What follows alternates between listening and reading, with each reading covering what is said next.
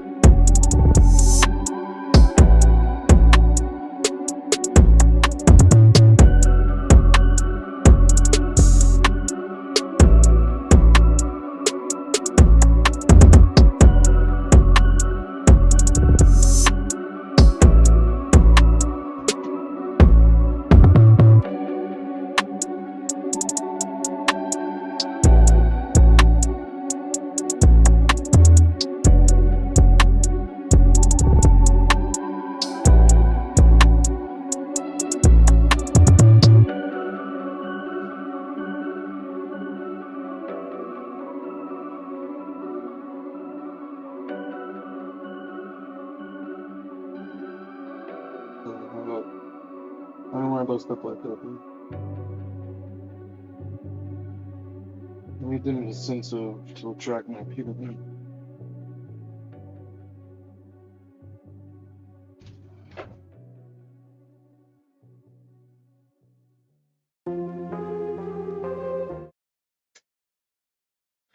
All right, guys, what's up? What's up? What's up? What's up?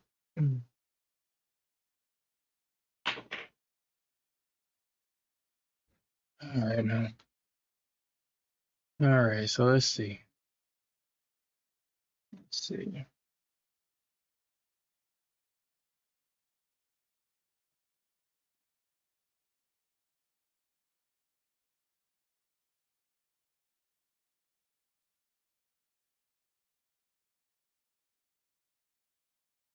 We gotta start doing this more often.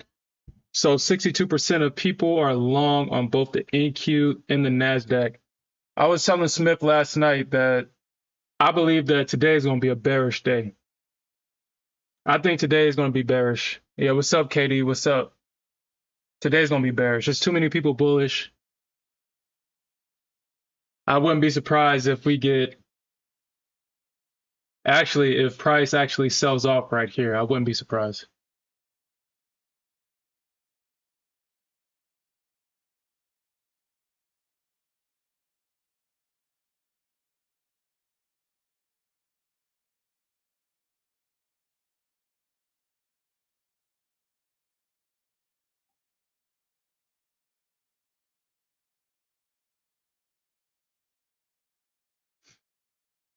Yeah, today's definitely going to be bearish today. I just have a feeling that today is going to be bearish. Because let's actually look at what's going on. Uh,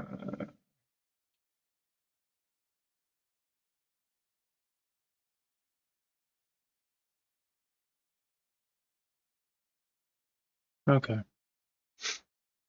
All right, so let's look at what's going on. Look at the 1 hour chart. Yeah, the bulls are making higher lows, but overall, we're still making lower lows and we're still making lower highs. The bulls have been coming back with momentum towards the end of the day. However, they're not doing anything with that momentum. They're literally still trading in place. And so in order for the bulls to be successful, they would have to trade above this high at 303. And we would need a breakout of this high and obviously for them to break out, pull back, find support in this area, have price acceptance here at this top of this range, and then shoot higher. However, if they can't break above this high here at 93,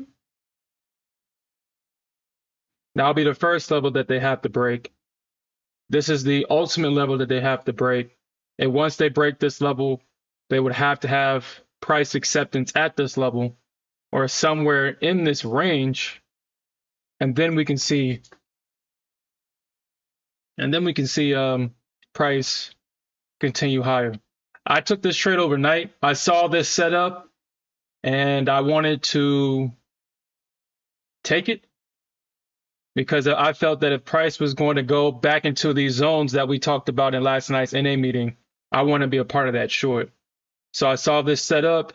I had my risk literally above, like right here at 307. I had 7 points of risk because I felt that if it traded above this high, I was wrong. If it traded above this high, I'm really wrong. So I just took the chance based on the structure. And you can see that the area where, I think it almost tapped the area I was looking for. I think I was a point off. Yeah, I was a point off from this. And this area right here, this was what, 62 going up to 87. So this was about like a 25 points up here, if you caught this. Moving forward, I'm not going to do the golden zones for the ES in the middle because from what I've seen, yeah, price bounced here. It kind of bounced here, 82, going up to 92, and this was 10 points. However, I don't trade this way. I would never recommend to trade in the middle. So from moving forward, if I see a zone in the middle, I'll give it to you guys, but I won't necessarily mark it out because I don't believe that's an effective way to trade the ES. But on the NQ, you can see that you can get away with it. You can trade in the middle and get away with it because this move right here, I think this was like what, a 60-point move or something like that. 560 going up to 60, so that's 40. So this was a 70-point move from top to bottom. And this was in the middle of the chart. So you can get away with that on the NQ, but not necessarily on the ES. Yo, Yeah, what's up, man? What's up? going on? I'm a little late, but Yeah, I'm man, at just least, getting started. I haven't even really been watching the charts. yeah, I had them up. I didn't really look at it. I yeah. saw this movement. I missed that. You said you What missed time it? was it? Free market movement. I was like, dang, could have been Mm-hmm. done already. Yeah, well, I was just talking about the NA, the levels of the NA meeting. I'm not going to give the, if you caught that move, that level, this was a 70-point move right here with the first golden zone. And I got this other golden zone down here. If price taps into this area, I do expect for at least a bounce here. At least a bounce. And you can see that they're still trying to find support here at this golden zone right here on the NQ.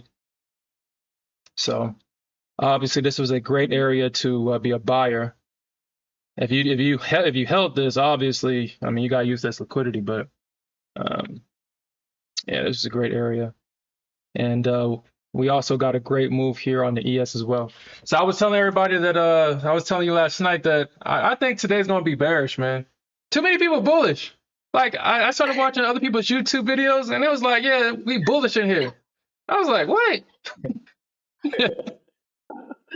I was like, hold up. Why is everybody bullish? That's your leading indicator. Yeah. Leading indicator. Everybody is bullish. Like, and they confident with it too. Yo, they confident with their bullishness. I was like, yo, I'm being a bear. After you said you would never do that again. Hey. No, I'm not gonna make a joke about that. I'm not joking about that. Hey, we said it all the time, baby. A bear's always gonna be a bear, baby. Well, I'm glad we haven't lost you yet. Good. I don't know, but I mean, go ahead. You gotta find opportunities on both sides. I already told you my percentages and numbers from Ninja Trader. When I looked at that, I didn't realize how much of a bear I really was until I saw those stats. I was like 80 something percent short trades that I would take, and then I was profitable. And then my longs were like trash. I mean, it's easier to sell, man. It's easier to sell. It's just easier. That crash is beautiful. Yeah. All that red candle is beautiful, man. Yeah, yep. But you got to know also you can't let that stop you from missing out on long opportunities. And I think that's what I'm struggling. I'd be so much of a bear bias that I'd take that to heart. Like the market don't care about that or your biases. Trade what you see on the charts. Yeah, that's definitely true, man. Definitely true. And it does not care about what the hell you think. That's why you shut the fuck up and cover. That's it. Yep. K and Q. Good morning, Alfred. But yeah.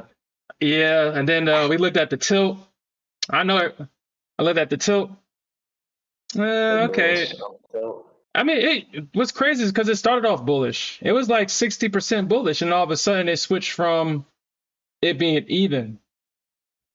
But people are still more on the bullish side. There's more people short on the ES, and obviously there's more people long on the NQ right now.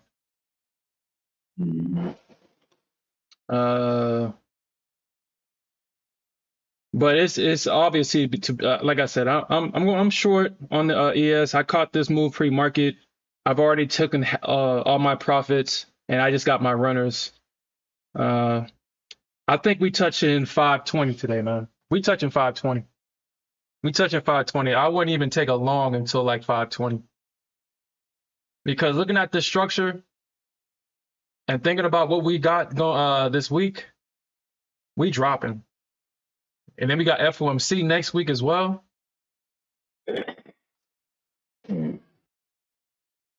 Oh, is that FOMC next week? It's FOMC next week, baby. So you know what that means. You know what that means. We're getting our gambling account, baby. We're gonna gamble power, baby. You know we always do. I will not be partaking, but I'll be cheering you on. Hey man, we do this every FOMC, every power meeting. We get a gambling account and we You gamble. got your Apex account ready?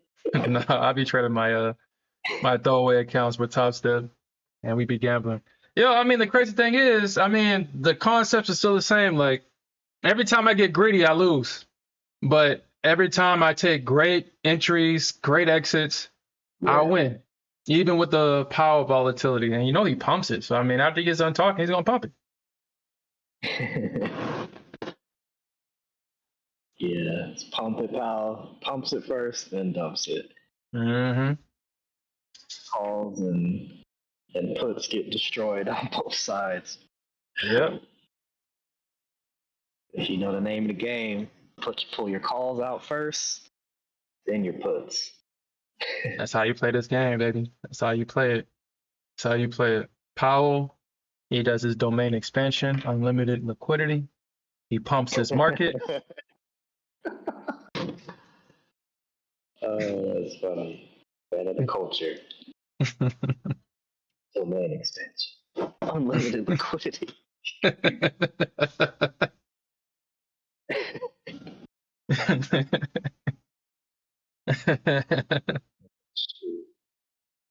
And he pumps his market. That's what our boy Powell does. I had to be careful a little bit because, like I said, I wasn't watching. Yesterday, I was watching the markets, even though I didn't participate pre-market. Mm. I was just watching and waiting, so I was able to look at stuff. I don't want to jump in anything prematurely and get wrecked. Yeah. I mean, I think the market is waiting on the JOLTS report. Right now, the JOLTS report is definitely going to be the determining factor of if we get a pump and dump. However, as I've stated, usually the JOLTS is bearish from what I've seen. We're not saying that it's always bearish, but most of the time it's bearish.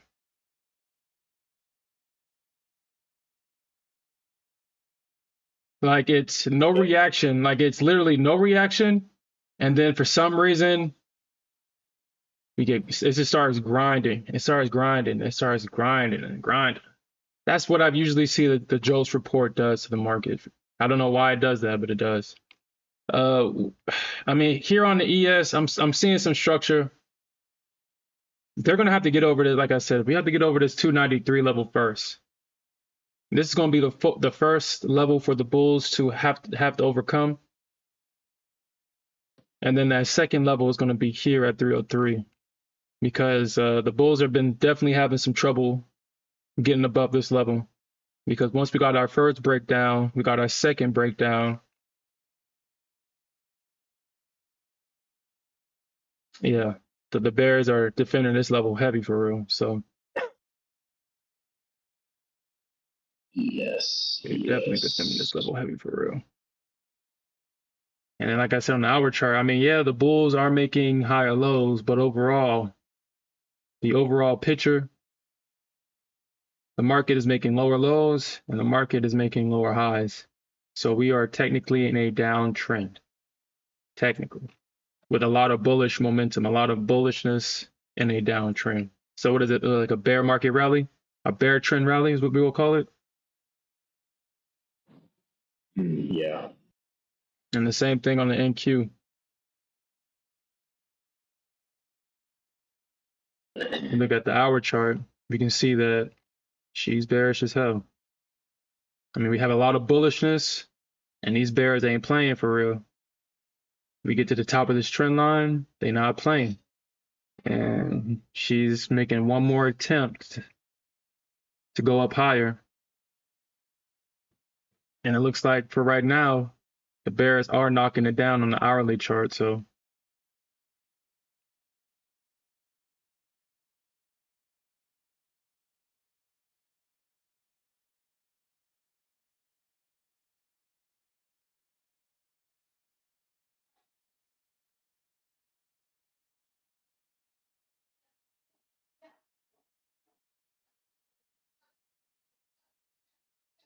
Upper says that Joe's could take us towards yesterday's lows or towards 16. Hold on, 16,800? Yo, he said Joe's about to take us down 2K points. Hold on. 16,800 would be crazy.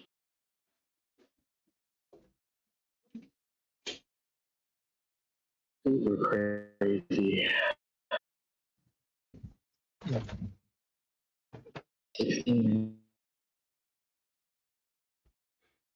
But yeah, I agree. I think we at least get into like I do want to see what price does in this golden zone right here. I think we probably do see the market trade into this because honestly, I mean, yeah, everybody's bulls right now. Let's actually look at SPY. Let's look at that. We haven't looked at SPY in a while. Because said he meant 18,800. 18,800. Yeah, I was like, man, the NQ moved 2K points, yo. We switching to NQ. We getting them 2K points, baby. We ain't letting the market drop like that and not being a part of it. Something gotta be super wrong if that were to happen. The world's blowing up if we drop in 2K points in a day. But I was about to say, I was muted, but I was in the bookmap chat yesterday, Uh-huh. and oh yeah, we're going to that same level Alfred mentioned, 18.8, and I was like, hey.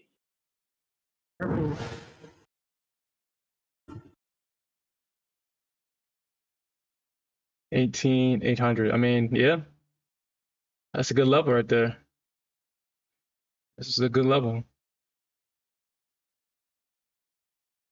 Turn that back to red. Headphones disconnected. But anyway, I was trying to warn people yesterday not to get trapped long. I'm like, I think this is a trap. That's suspicious to me. Yeah. Like, nah. Hey, it's just like Alpha's level. I was like, be careful. I said, don't get trapped long. And then we had what we had yesterday on the NQ. But I did try to warn people, but nobody probably listened. Nah, nobody want to hear your bullish thesis or your bearish thesis. Anybody trying to hear all that? Anybody trying to hear all that? Really, it wasn't even like I was going against the bulls or nothing. I was just saying, be careful not to get trapped up there, because I'm like, something just don't look right, don't feel right, whatever you want to call it. Mm-hmm. My trader, my NQ spider sense. But be careful. Can you imagine you long in the top up here at 18,750? Mm-hmm. Like expected. That Dude, would be more expected it to go up. I ain't gonna lie, this looks like a super short. I don't know, this is like, dude, this looks like a short. What are we looking at? This right here. I'm telling you, yeah. But I also don't want to get Trapped, yeah. Things first before I see. And I actually watch Bookmap now with the chat on. Before I didn't, but now I actually do. And I like to look at everybody's opinions now, because now it's like, oh, you're long too, KD? Huh? Just keep it tight. Keep it tight. I mean, I think we might get a push with the algo. We may get it because the algo does like to favor the bullish side. It does. It does like to favor the bullish side. Yeah, I'm gonna just wait till the jolts come out and all this other crap. Yeah. No need to rush. Yeah, we got 10 more minutes with the jolts. It does look like people are trying to buy it up. Actually, we meant to look at SPY. That's what we meant to look at. So this is a daily chart. Be impatient. Price did gap down. Almost. I need about I need $980 to make it to pass this eval. Mhm. 3. I also found another. I mean, I've seen them before. They're Mhm. relatively new. I've seen them advertised and stuff. I've seen them as a different prop firm. I'm gonna check them out. I'll let y'all know Which prop firm you referring at a to? later time if I get the account. Okay. Well, I'm gonna break. If you really want to know, it's Perdia Capital. Or is it Perdia? Perdia? Uh, That's the firm. So we'll see.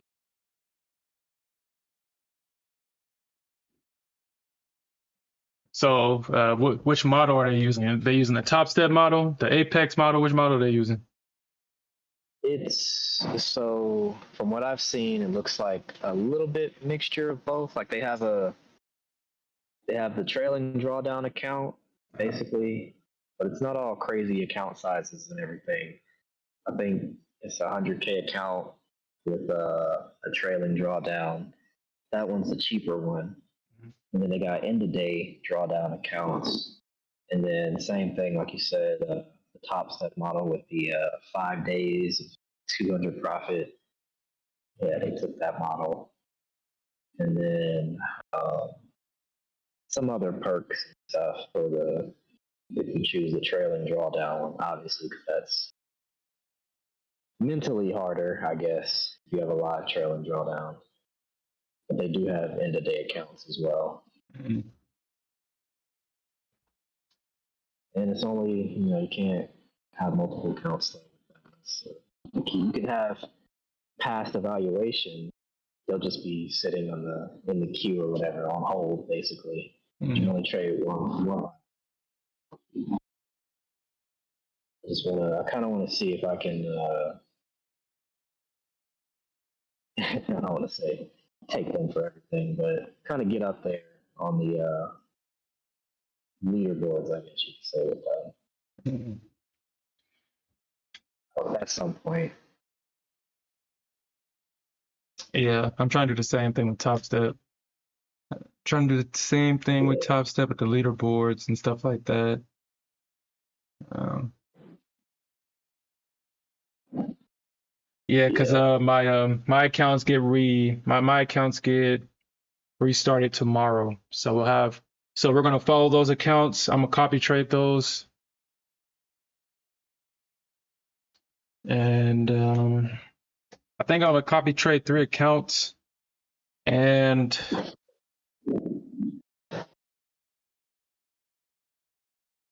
I just have to set up, or maybe I might copy trade because I'm gonna have 4 of them activate tomorrow. So I might have an account to where it's both. No, because I'm trying to figure out how I want to play this accounts. Do I want to copy trade 3 accounts and then just have a let's see what happens account with one, or if I'm trying to have just copy trade 2 accounts where I'm taking the pristine only A plus setup accounts and then have the other 2 for more aggressive entries and stuff like that, and kind of pin them against each other and track how both of them do. Um, you know what? No, I think I'll do it that way. I think I'll copy trade 3 of the accounts and then just have one account as a let's see what happens, have a more aggressive. Um, yeah, I'll do it that way. I'll do it that way. And then we can track it and we can get all those funded. And I got to remind myself to activate the other one. You said what? They got Top Step X on mobile now. They Oh, got a does it? mobile app. Is it? That's what Alfred said.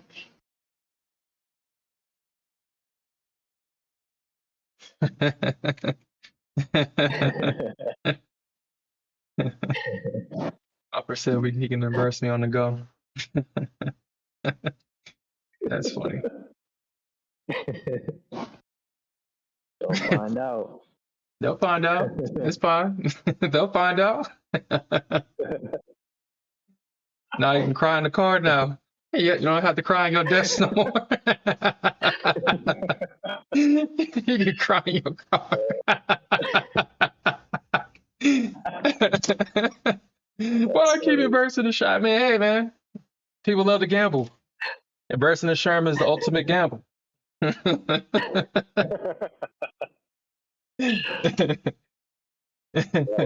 Since my QQQs and spy calls, thank you. Hold on, so I remember you said that you made money on that the Qs one time.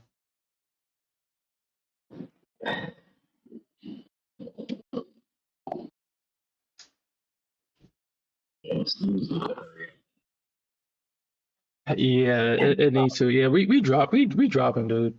We definitely dropping. Yeah, we It does dropping. appear it does appear that way. We definitely dropping.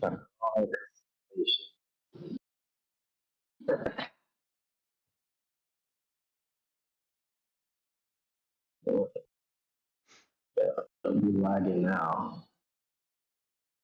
Ah, Yeah, that was trend line actually from yesterday.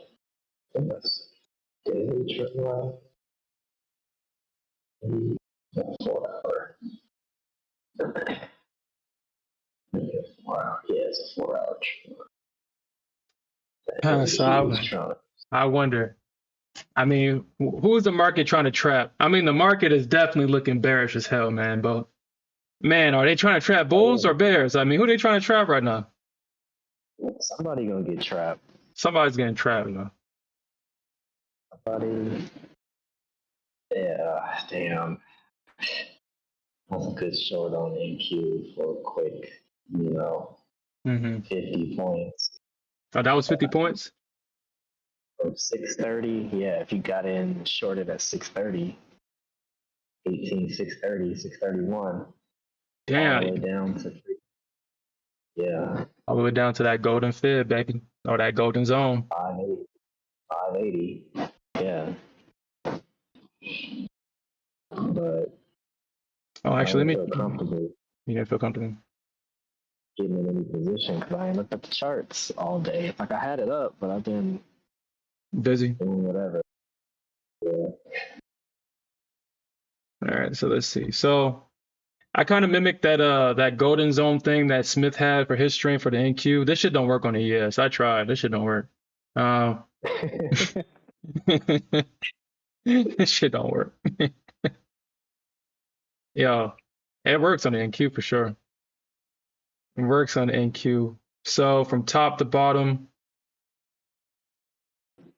from top. Which tool is that? Oh, that's top step X. Yeah, this is Top Step X, and I just that golden fib zone thing that's on Tradeovate. I just copied the levels on it. You said what? Oh, okay. So that's what, a Yeah. custom fib tool? Well, it's their fib too, but I just changed the numbers. They had it to where they had their numbers. I just changed the numbers to the numbers that was on that golden fib on Tradeovate. Okay. But I like that because it shows the above and below. They need to go in and tweak that. Whoever created that indicator for Tradeovate, you need to fix that so you can get the above levels too. Yeah, I actually did all this. I actually put all the other numbers on it because I was like, yo, I want the above and the below numbers. So I just did all the math. Can I tweak it myself? Hold on. I mean, I can send you the I guess I can show it. Yeah. Damn! Hold on. Damn! Home. Damn! Yo, I knew somebody was about to get trapped. I knew someone was getting trapped. Damn! Oh my gosh. Okay, so all right, we got that bullish reaction. However, what they did not do. Did you sell it? Yeah, I think we sell this. I think we sell it. I think this is a sell. I think it's a sell. We ain't get about that high yet. Oh wow. Yeah, I don't want to. Yeah. All right, so let's look at the numbers real quick and see what the hell happened. Yeah, let's start Well, there. and just like I said on the on CL, if we break this level, they're gonna use that as resistance to sell that shit lower. All right, so 8.05 versus 8.37. So less job openings. this actually is bullish, I think, because And the market likes that. yeah, because I think all this is going to do is put all this does is tells market investors that yes, Powell has to cut rates. Now, honestly, I was thinking about this. I'm starting to watch like a lot of videos online about the economy, and what a lot of people like to say that, oh, this market is going to crash, that market is going to crash, blah blah blah blah blah. However, I think we might get a rate cut and a stimulus again, yo. If we get a rate cut, we might get a stimulus as well. We might get a recap of 2020 all over again, 2021 all over again. You think they would do I don't think they would do a stimulus. Dude, the rate cut ain't gonna cut it. It ain't gonna cut it. Cause I was thinking about it. I was like, a lot of people are struggling. Obviously, like I said yesterday, YouTubers and Instagram, TikTok, influencers, they good. I mean, they live in a reality that is divorced from regular people's reality. But for regular people, they're struggling. They're already tapped in. They're saying that a lot of people's savings are gone right now. Gone. Nobody got no savings, no nothing. So if nobody can afford nothing, cutting rates ain't gonna be enough. It ain't gonna be enough. They're gonna have to probably put some money back into people's pockets so they can be quote unquote consumers again, or comfortable consuming is what I should say. Mm.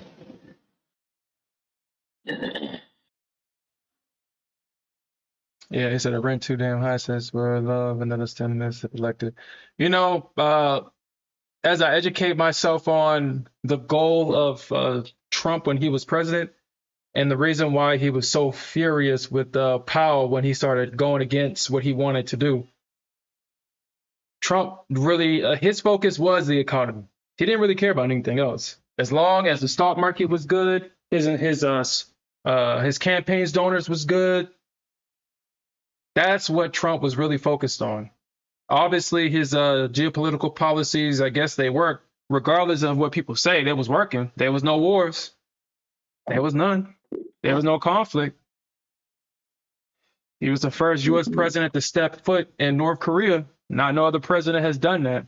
I mean, you got North Korea respecting this man. So, I mean, you don't have to like him, but worldwide, people respected Trump. Under Biden, nobody.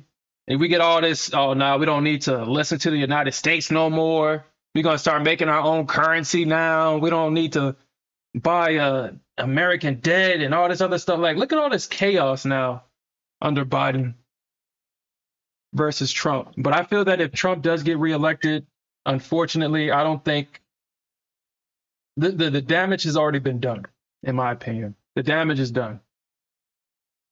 It's been done. It's going to take a lot of work, and 4 years ain't going to be enough, unfortunately, in my opinion. That's my opinion, though. Mm-hmm. Oh, I caught this short. I figured, though. I mean, this is a good short, man. So, like, dude, the Jolt kind of does the same thing every time. I mean, yeah, we might get this pop, or let me rephrase that. Not, or more often than not, Jolts does this exact same thing. I've seen it happen so many times to where I just kind of expect bearishness from the Jolts report. That's what I expect from it. Damn. My full profit, baby. So you got your $900? Not quite yet. So I'm took it into account and traded the PA and the evals. But I was a little bit late on the eval. Caught it early in the PAs though. I'm aiming for. We probably could get way lower, but I'm aiming for this golden zone at 75 on my chart. 75. 75. Top of the zone. Yeah. Oh, don't stop me out. Don't stop. All right, so I mean, if I guess, I mean, it missed this golden zone by a couple of points. It missed it by a couple of points. But like I said, I think we're going lower today. We definitely going lower. And honestly, if you caught this, so I mean, like I said, on this tool works really good with the NQ. I have noticed that this tool works really good with the NQ. That shit was perfect. Maybe tweak it. Yeah, maybe tweak it to fit ES. You know, I don't. Well, if it can be tweaked. so like so with ES, I think the reason why it doesn't really work on ES is because NQ is level to level. I mean, well, to trade NQ is level to level. It takes out this level, then you have to go to the next level because she doesn't really trade structure initially. Over time, she builds structure, but she doesn't. It's more level to level. But with NQ, or I'm sorry, with ES, it's structure. And so if I were to put this on,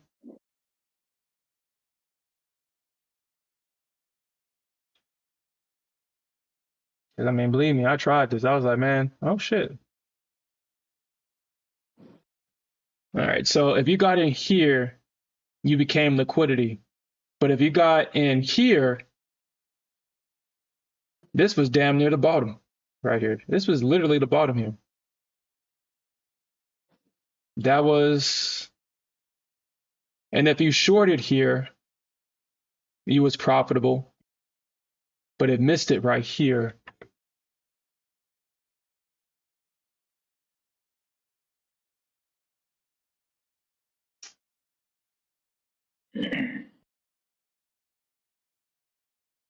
So if I do it from top to bottom,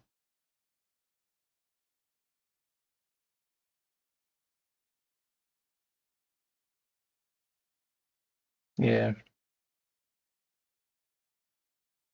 Oh crap. Well, actually, I mean, let's really try. Let's actually put this right here from literally the top to the bottom, and let's see. Yeah, I mean the golden areas don't really work on the ES. Not the golden areas. Because if we do that, if you do it from top to bottom before the swing, yeah, the golden zones will put you in the middle. You'll literally be trading in the middle. I mean, if you tried to long this, you became liquidity. But if you shorted this, you got this entire move down. And then if you and this could have been a good target back up as well at this fib. Hmm.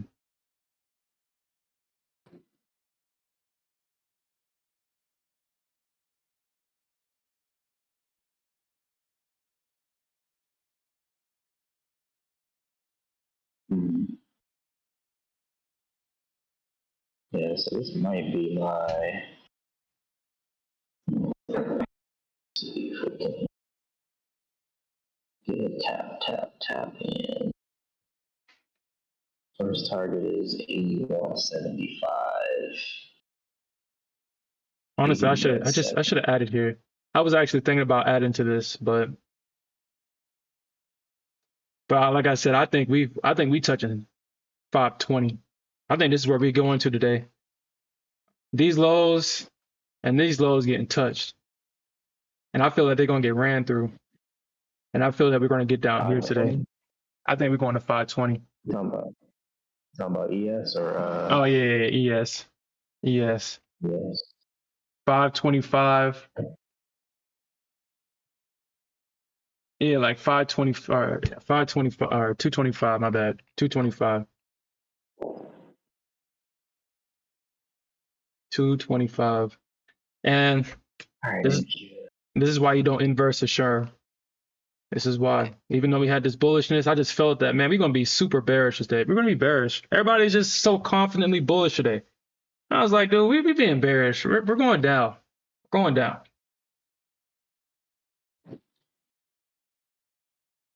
Comfortably bullish. Okay. So the NQ.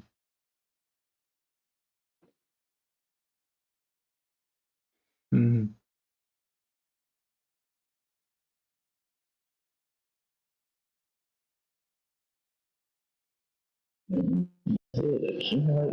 Well, it looks like it's gonna go down still, but trying to see.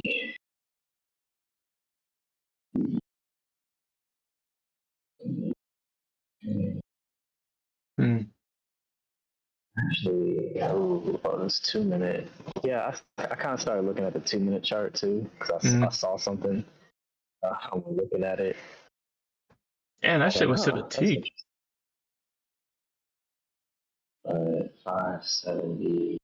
Okay, we got 578 on the 5 minute. And then 15 minutes, we got 15 talking about 554. Hmm. Oh, okay, that was Oh crap. Actually, okay. Huh.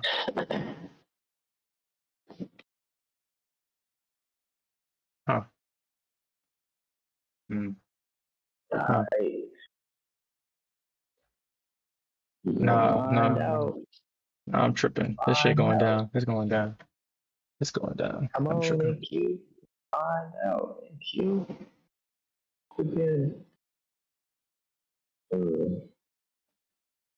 stingy with my targets. They buying up at 85. Yo, they got There. on the NQ, they got it at this 78 level right here. And I was looking because yo, if we get a bullish engulfing candle that pumps above the VWAP, the 50, and the 21, we can go up. But honestly, the structure doesn't look that way. We're definitely going down, but there is a hell of a lot of liquidity in this area right here. It's a hell of a lot. But I was looking at thinking with book maps this morning, and I saw some people with limits all the way down here at 212. 212. Bro, I saw. Good you bring that up. I saw limits to the upside. Man, what did I see? I can't remember. I know it was. What is that up there? Was it 800? No, 675, and then yeah, 800. Mhm. Like Alfred's. Come on, NQ. Stop playing with my target. Tap it. Tap me in, coach. Thank you. TP1 hit. Now we got this runner. Let's let it ride, baby. Into the Mhm. golden zone. Where's your golden zone on your chart? Kind of just hit it, but Uh, should I let it? Should I get second TP or let it ride? Let that shit ride, baby. This shit going down today. We going Yeah. down today, baby. Oh, wait, no, I'm in the eval on this one. That one's good. Okay, I closed out. Mm. All right, so it's gonna be you're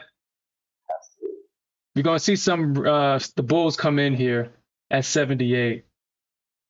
I mean, they got them. They got nothing but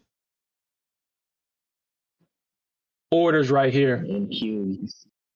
Yeah, and for the NQ, yeah, I'm looking at the different time frames and the different demand levels that you could possibly get to. So this 15-minute chart, I see potential demand coming in around the 550s. Mm-hmm. But say that to say, smaller time frame, they could turn here. I'm looking at NQ. They could use this zone to bounce. They could potentially. Yeah, they could, but I'm looking at the hourly chart, and Yeah. Look, see, they bounced it right back to my dang Uh-huh. break even on that. But it's NQ. She does this. Yeah, she definitely does do She's that. wild. And look at that 78 bounce perfectly. 78 bounce. Hmm. We'll see. We'll see. I mean, if we get a bullish engulfing candle, yeah, they're going to have to defeat 293. This is where they're going to have to defeat.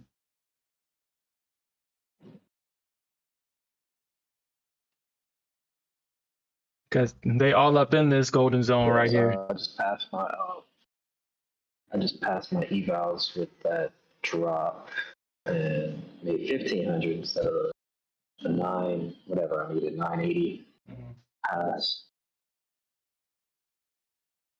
And now I'm just I'm letting it ride in my PA account.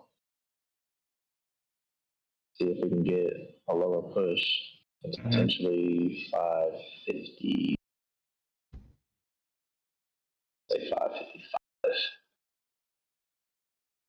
But let's see. Yeah, Alfred, I agree. This is actually do have this as a golden zone for both the NQ and the ES. And you can see that they're coming in heavy in this zone right here. So um we'll see, man. We will definitely see if it holds. I mean, the first thing it needs to do is hold. The second thing it needs to do is break structure high. The third thing it needs to do out there, break structure high, is have price acceptance up here. And then once we get price acceptance, we can see a move up to your target at 18,800, which, yeah, price does get right here. I do see the bears coming in because honestly, for the bulls to be successful before price gets up here, the bulls are going to have to get over some walls. And I think the bulls are going to exhaust themselves here at that level. So that 800 level is going to probably be the level where the bulls exhaust. And we probably see a drop back into the zone. But we'll see. I do think that the day is bearish. The bulls are still trying to fight and come back. However, they haven't done nothing yet. They're doing a lot of moving, but they ain't did nothing yet. They did a lot of talking, but they ain't said nothing yet.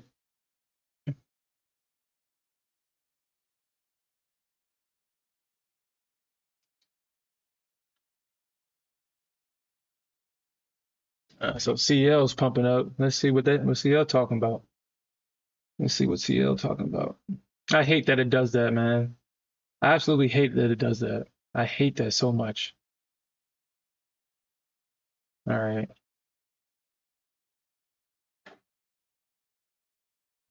Yeah, so if I'm looking at the 60K chart on NQ. If I'm reading it right, we could potentially see like ultimately get back into the 400s if I'm looking the way I'm looking at this structure right. If they want to take it there, you said somebody said limit at two something. So on the ES, I saw that it was going like to 212. They got limits at 212. Oh, okay. And that was earlier this morning.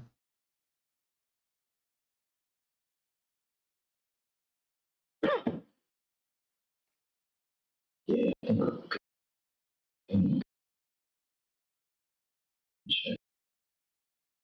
So I have this feeling that all the excitement is over. I got this feeling. And I think it's going to do that, pull that thing that it's been doing this entire week. Building up for the afternoon session, because the afternoon session gets all the love apparently. Oh, for the Bulls, yeah. They get all of that. All the love. It's Tuesday. All right, because right now, at least on the ES,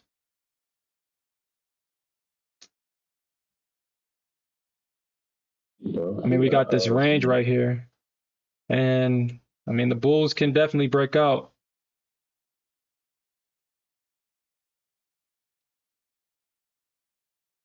But See if it's real. Is it real, baby? Real NQ? Shit, I don't know, because I mean, we got this breakout. They traded it right back into the range, and they're trying to break out again.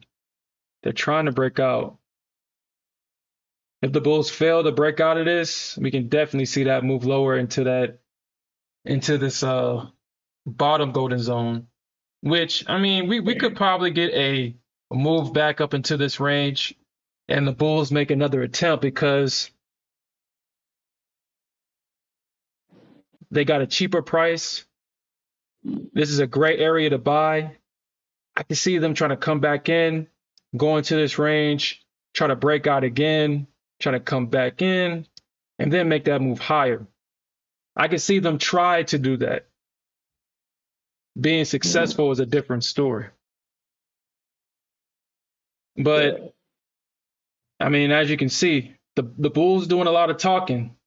I mean, they're doing a lot of talking right now, but they ain't saying nothing because every time they talking, these Bears they ain't playing that. They are not playing that right now. Coming in there, smacking them up. Hell yeah. They say, nah, we ain't weak out here for real. Thought we was weak in the streets. Time is over. Time is over. 570, 2-minute chart, 570 demand.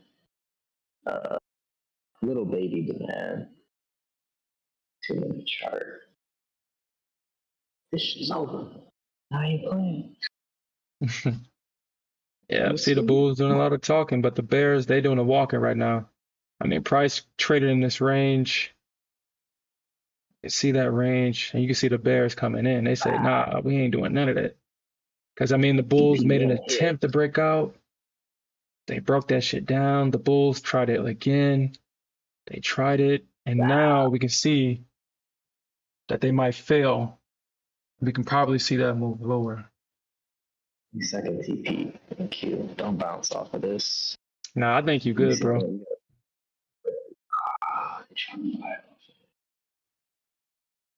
A lot of orders down there in the 80s, low 80s, 580s.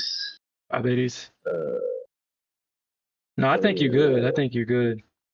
You should be good. I think so too, but it's just not cute. Yeah, yeah. She like to hold her breath before she like to move.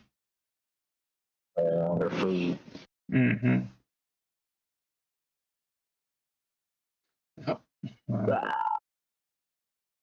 Well, maybe I should probably push that up a little bit. So we got 550, 555, 555 one day. And then Absolutely. I'll see how it. Who's yeah, y'all looking like chat?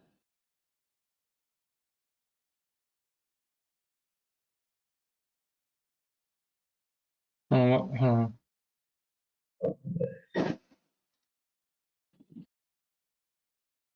I'm not reloading this. I'm not gonna reload it. I really don't want to even deal with that.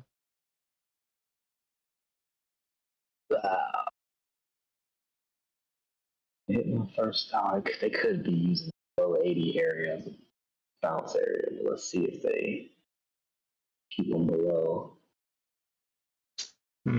So we do got more people short on the ES, S&P, and the Nasdaq, and we got 30% long and 43% long. I don't think we don't inverse the tilt because I guess majority of top step traders are right now. They're absolutely right. Might as well. Yeah, might be my indication to get out. No. They all can't be. Well, it is bouncing off of this mid 80 level, mid 580s, mid to low. That could be. Get out. No, I think I'm looking at this. Yeah, I think I'm. It might play around to get to my target, but I think I'm good. This is, to me, I'm seeing a downtrend. Yeah. NQ does have to bounce back and forth. Oh, hold on. Made it back to VWAP. You're gonna get rejected there. Because everybody can't Selling get off any paid. That's true. Everybody can't get But, paid. I mean, you gotta think about that. I wasn't even thinking about that when I was trading, or when I do trade my live accounts. But somebody is losing on the other side. I'm taking their money, or they're taking my money. I didn't even think about it. That adds a whole other level to this.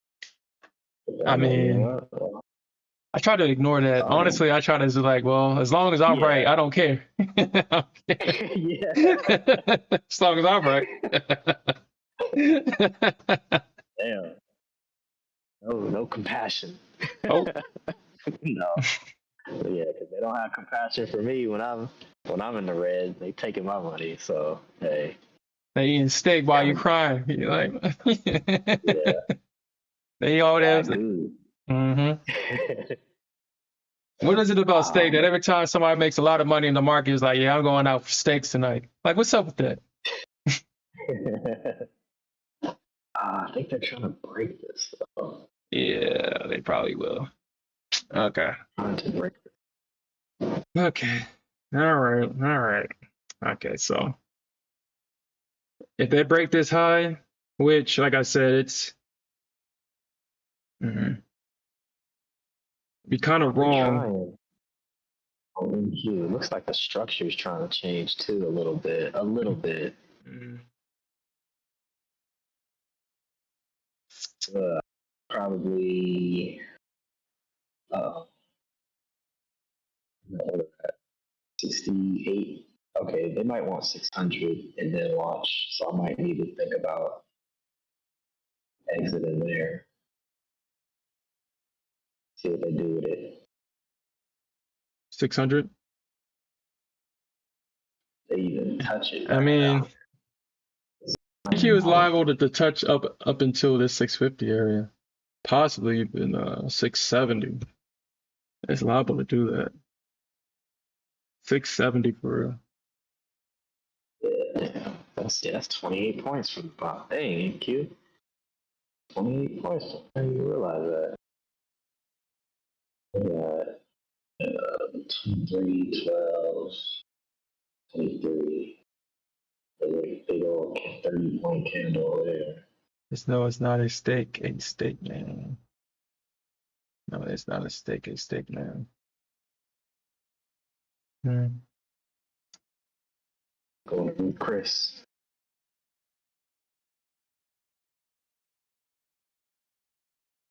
I made that mistake once. Remember when I caught the bottom of the NQ? Dude, I wanted I don't know why I wanted I forgot what that level was. The market pushed up about, I think that was probably my first 100-point play for real. And I had my target. And I think I was shooting for, forgot where price was, but it was going to that 100 psychological level. And then price dumped, super dumped at like 94 or 96. And to get me from away from my screens, I took the mother of my child out for steaks at the Cheesecake Factory when it was actually good. And I was sitting there eating my steak. We got alcohol, we got cheesecake. We was having a good time. And I'm sitting there thinking, yeah, my position is good. It's good. And I get back to the house, see it miss my target by a couple of points, and then it's super dumped. And I was like, God damn it, here I is trying to be cute eating steak, and my position going down to hell. And I blew that account. You know I went tilt after that. You know I went tilt after that. Yeah, I remember that. I do.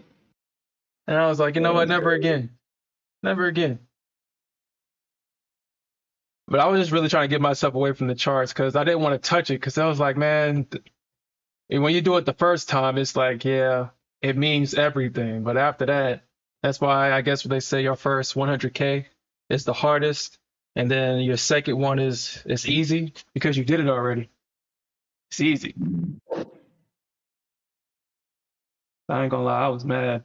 I was like, man, I could have got this whole. I could have got this. Took my profits instead of trying to go for 100 points, and then had that thing drop all the way against me, man, all the way against me. Hmm. I think that was a PA count with you profit. That's when I was trading you profit. Oh yeah, yeah. I know you profit, but look at me because, like I said, it was like there was a period where I was hitting them up every week. Every week I was hitting them up. And then I think that's when I started just playing around with it because there was times when I'd be up like 1,500, 2K, and I could just take the payout, but no, I want more. I want more. And lose the whole account. I know they were sweating over there.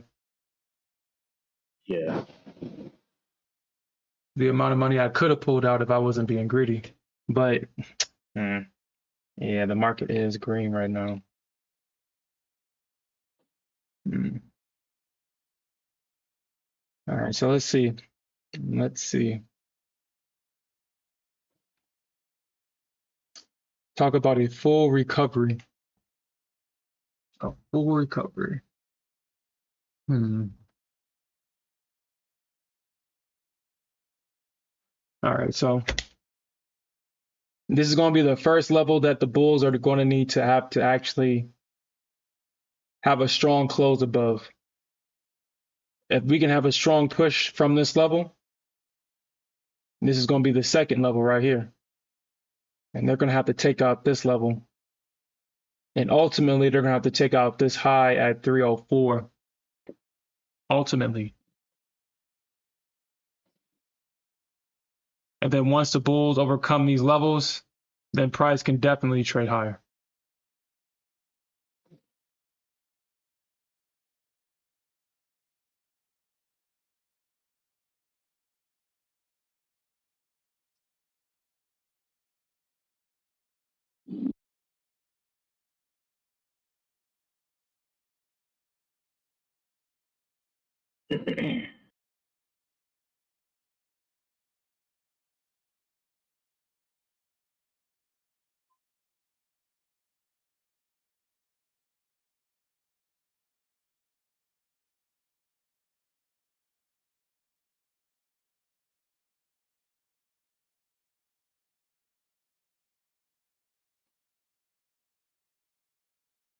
All right, there it goes. There Dang. goes the bears. Yo. What? I mean, hey, I mean, What? this like structure is structure, man. I mean, these levels mean something. I mean, that's why you got to kind of take your emotions out of it. Like, yeah, you see all this green, but the Bulls got to do specific things in order for all that momentum to work. They have to get past certain levels.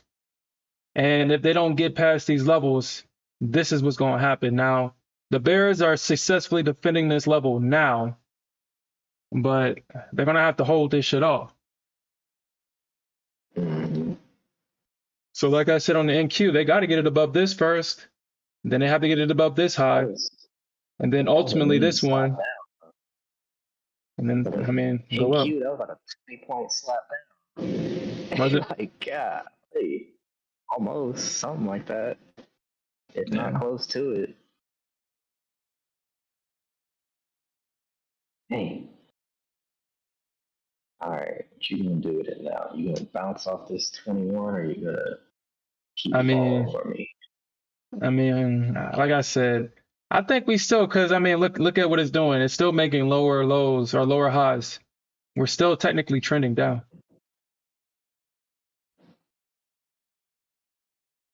We're Yeah, getting a lot of bullish momentum, but like I said, they doing a lot of talking, but they ain't saying nothing. yeah. 450. But actually, I think this actually, well, we'll see.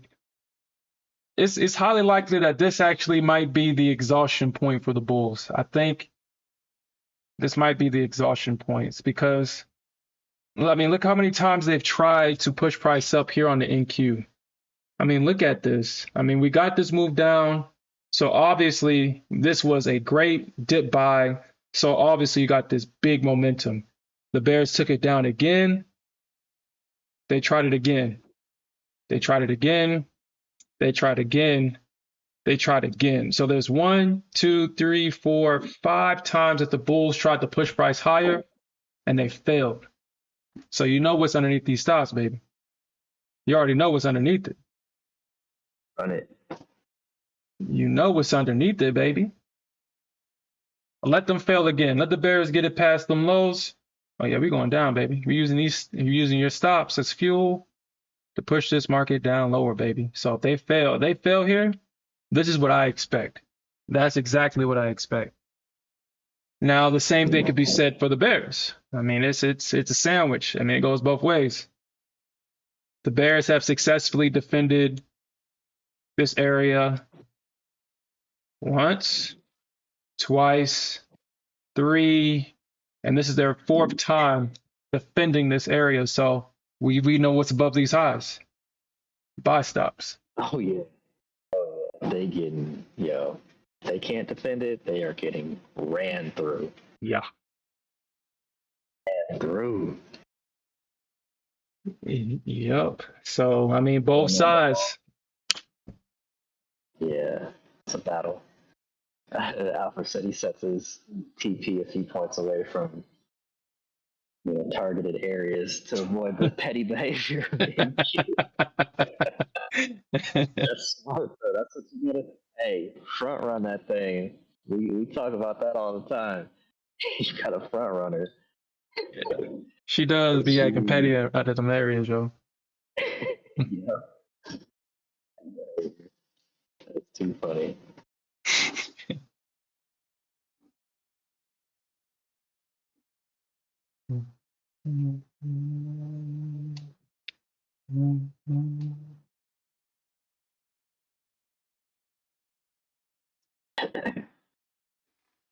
Okay, so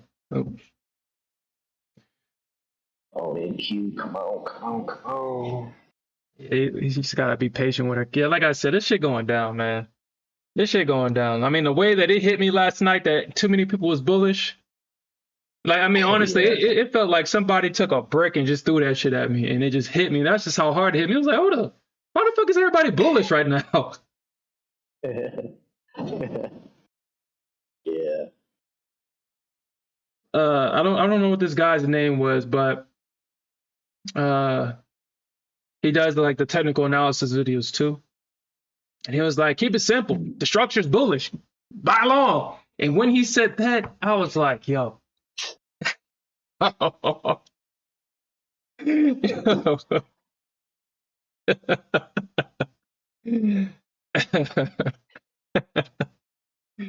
shoot. My bear sensor started tingling. He said what? He said, yeah, he was like, that's my cue. That's my cue to exit. Hell yeah, dude. When people are just so confident about one direction, that's when you know. And then you can look at SPY and see that SPY is not pumping. So no matter what the NQ and the ES does, the SPY is going down. So I mean the risk reward is obviously to the downside. That's obvious. If you're in long, obviously the risk reward is skewed outside of your favor. However, if it works, it works. I mean, that's all that matters as long as it works. But I wouldn't be a bull right now. Me personally. I would not be a bull. And then we got more negative gamma than positive gamma right now with SPY. So people are selling this market. There are more people selling than there are buying, especially at these highs. Because, I mean, how can you really unless you're in the know, unless you're an insider, who's really buying here for real?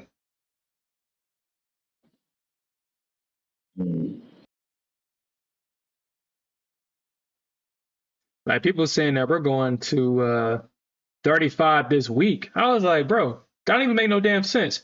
Why the hell are we going to 35 and we ain't even have FOMC yet? We ain't had non-farm payroll yet. We ain't had none of these These real market move, these major news releases come out yet. Why the hell do you think that we're going all the way up to 34 to retest highs when nothing ain't happened yet?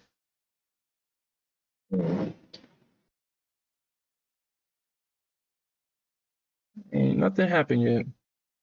I mean, I can see something probably happening on Thursday to front run non-farm payroll. I can see that.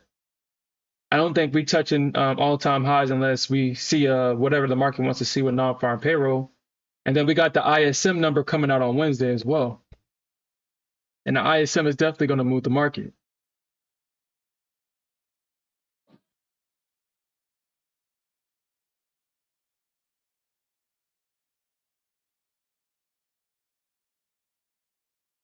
Because I think wasn't Powell was saying something about services. He was saying something about services or watching services or something like that. They were saying that they was looking at this. And then obviously we got the ADP employment change, but that's going to be at 7:15 tomorrow.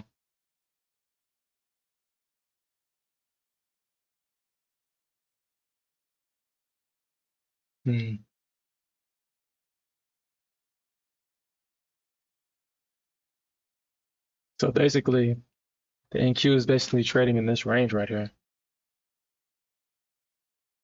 She's basically trading in this range, and she's ping-ponging back and forth between it. So we had this small two-legged pullback into this area of support where the bulls took it up. They brought it back. We got a small breakout. We had some bag holders. And now she's just consolidating in this range right here. So obviously, after we get the consolidation, we can expect an expansion.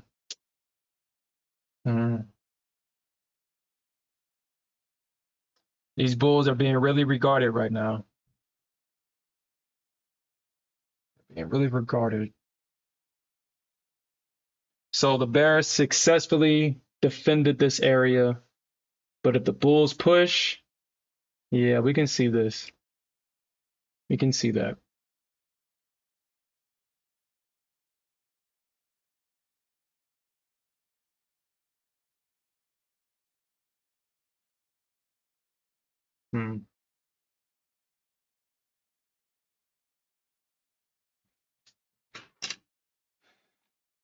But for right now, this is a strong high. And this high right now is being protected so far. And then what is this, like at 75? And then you can see the 200 EMA right here on the hourly chart. And I think this is why price is getting knocked down, because people are selling at the 200 EMA on the hourly.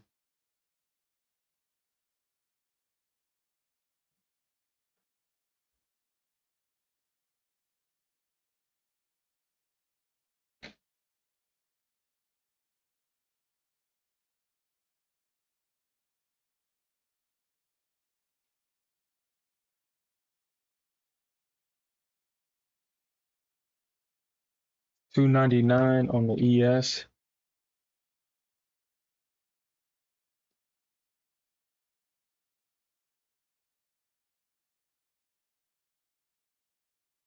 Yeah, they might be protecting this high.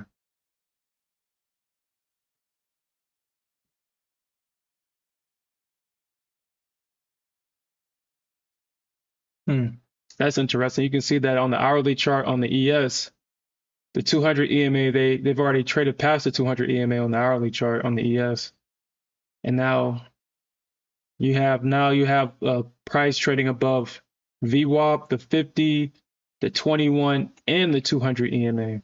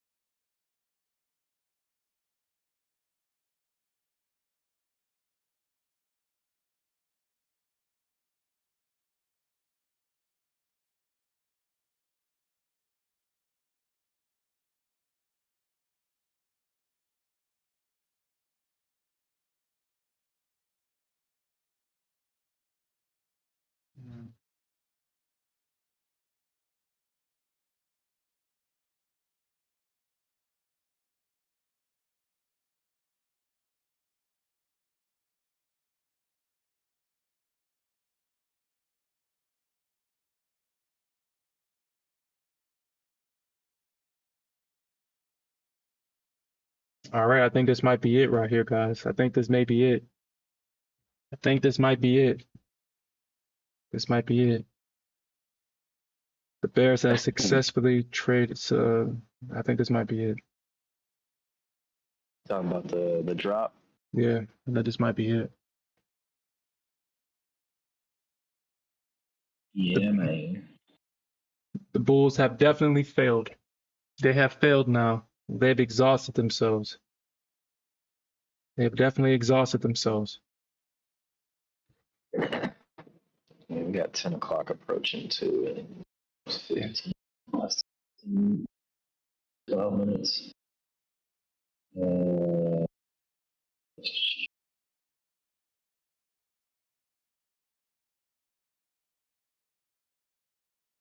Yeah, the Bulls have failed 6 times to take price higher. They've failed 6 times on the ES, 6 times. And I know that that number probably went up on the NQ.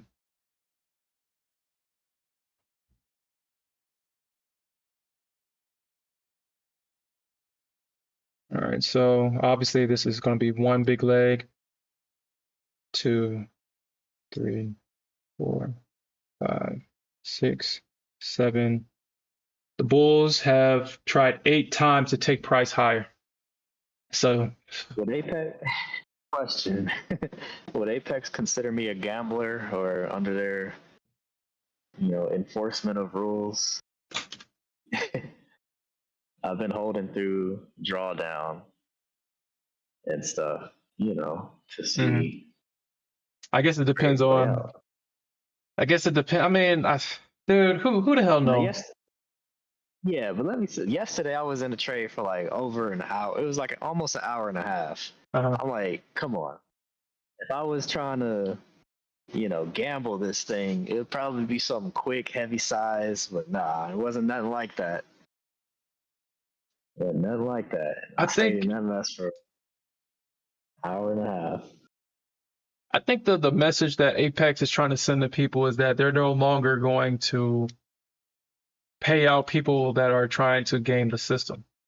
I think they're just looking for consistency and not that dollar cost averaging that I guess they don't like. And they said something about you can do it once, but if you got like 8 contracts, then you got a dollar cost 8 more contracts. Honestly, I don't think they being that strict. I think they're just putting that out there so people won't do it. Not necessarily if they're gonna be like, yeah, this guy dollar cost average, let's deny him. Because honestly, that hurts Apex in the long run. Because I mean, Yeah. you can deny payouts, but you can't stop a trader from being a profitable trader. And if all I have to do is build an account to where, okay, well shit, that's fine. If you keep denying my payouts and I hit that maximum withdrawal date, shit, you'll just have another one mic trader on your hand. I'll have $1 million in this account that you're gonna have to pay out when I withdraw the whole thing. They'll probably find a way to deny it. Like, oh, damn, he's trying to hit us up for $1 million again. Our worst fears have been activated. Yep.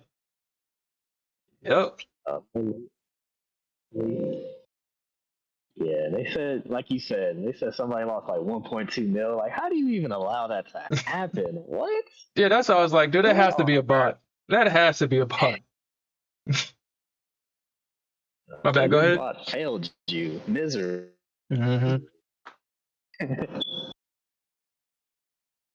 Yeah, because dude, there's no way that you dollar cost average and then you go from 1 million to 200K. Now, if this story is true, I mean, I don't think Apex has any reason to lie. But if this story is true and you go back, I mean, like, what do you do at this point? I mean, do you take the bot into a dungeon and torture it or something and take away his purpose? It's like, how do you get that robot back? Yo, this robot just cost me $1 million. Like how do you what do you do in a situation like that? Like, first of all, I would have took at least half of that. I would have took at least 500K. Like, what? Mm-hmm. I don't care. I'm taking. You got $1 million. I'm taking at least half. But like you said, put in the dungeon and torture it. Do math all day, goddammit. They'll make you recode you. Hold up a dungeon environment and then torture it. Like, you bastard. But yeah, Alfred, I do agree. I mean, at the end of the day, I mean, honestly, I guess, like I said, I can see it from both sides. I can see it from the consumer side, and I can see it from the business side. I mean, yeah, they can say, well, shoot, if you don't like it, why don't you trade your own money? That's from the business side. I mean, I guess they're right. I mean, it is simulated money. It is. However, it's not your real money that you worked hard for. You're not losing all your money in the futures market like we all know that you definitely can. However, if from the business standpoint, if Apex wants to keep people buying their combo, I mean, at the same time, they know who their customers are. They're gamblers. It's like, yeah, we can basically take away everything. People will still go. I mean, right now, Apex is the top prop firm for a reason. They have, I mean, people don't have to worry about getting paid out once approved. You don't have to worry about the bullshit or nothing because they've already proven that they can handle $1 million payouts. So you may not like it, but there ain't too many other options. I mean, your only other option is Top Step. And I'm not saying that there's not anything bad with Top Step. However, I really don't know why Apex. Well, I guess because you can do the 20 accounts and make the $200 a day, and then have that add up over time, and you can get like the 50K payouts and stuff like that. I guess. But I mean, I guess they let you now trade with 5 accounts, so I guess their payouts might actually increase. Y'all gonna bankrupt Top Step. But then Top Step puts you in live anyway. I mean, you show that you're a good trader, they put you in the live market with the quickness. So it's not like, it's like, no, we ain't playing that game with y'all. That's what Apex needs to do, man. I'm telling you, that solves.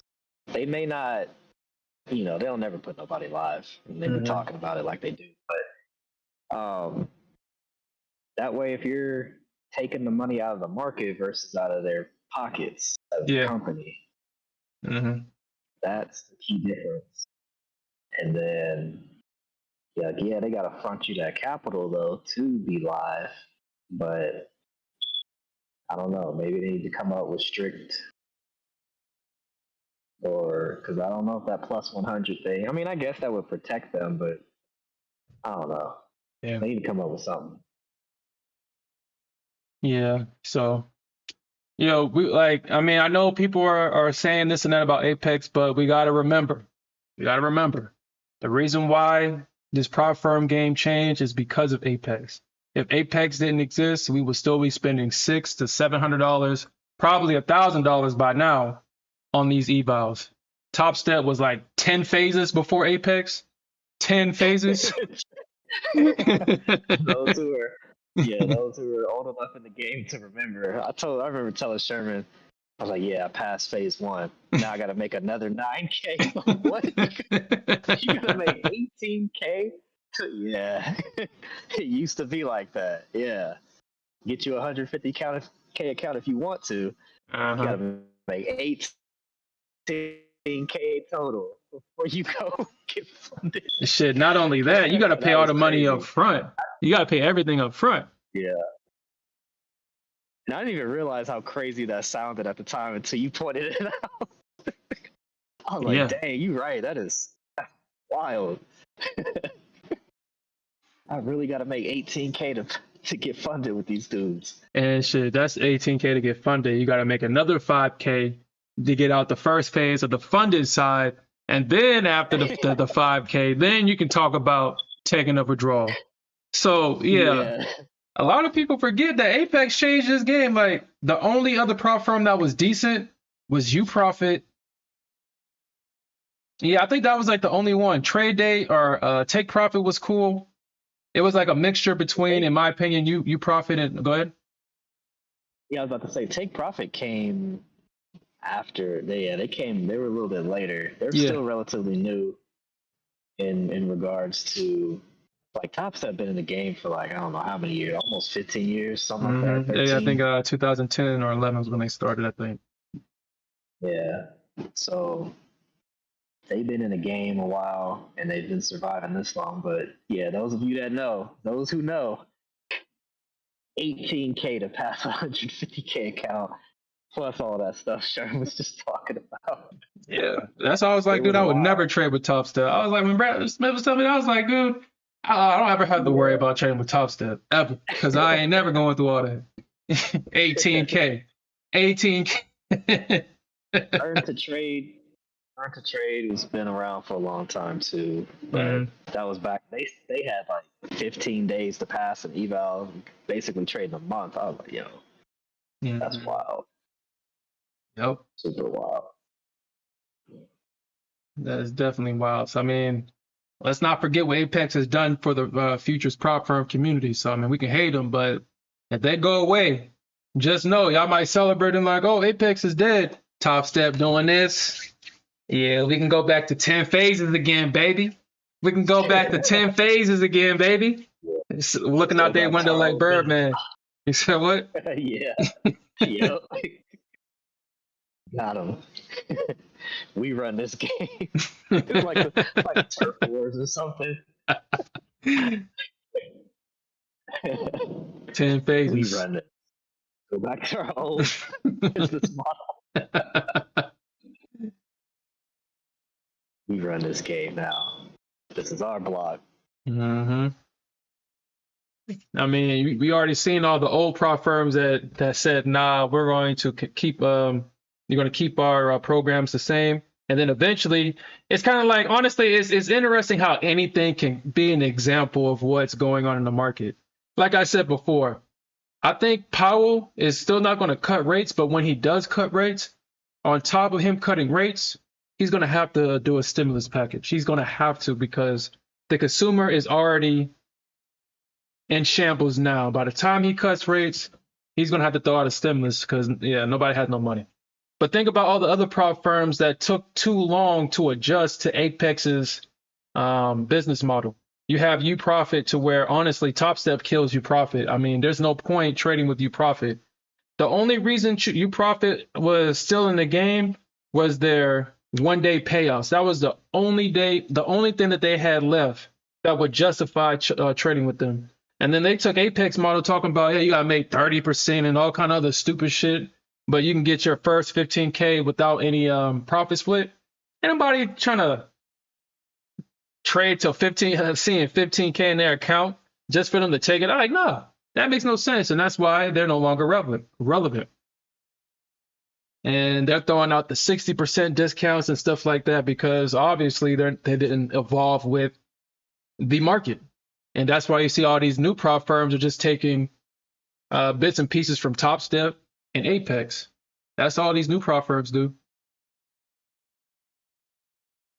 That's all they do. And what UProfit, I think like my last straw with them was that I had an account and obviously I blew it. And I was waiting for it to reset. Now, here I am. I load up my UProfit account, and the thing says that it was still blown. And I was like, hold on, what? And I missed a good trade because of that shit, because I had it all set up.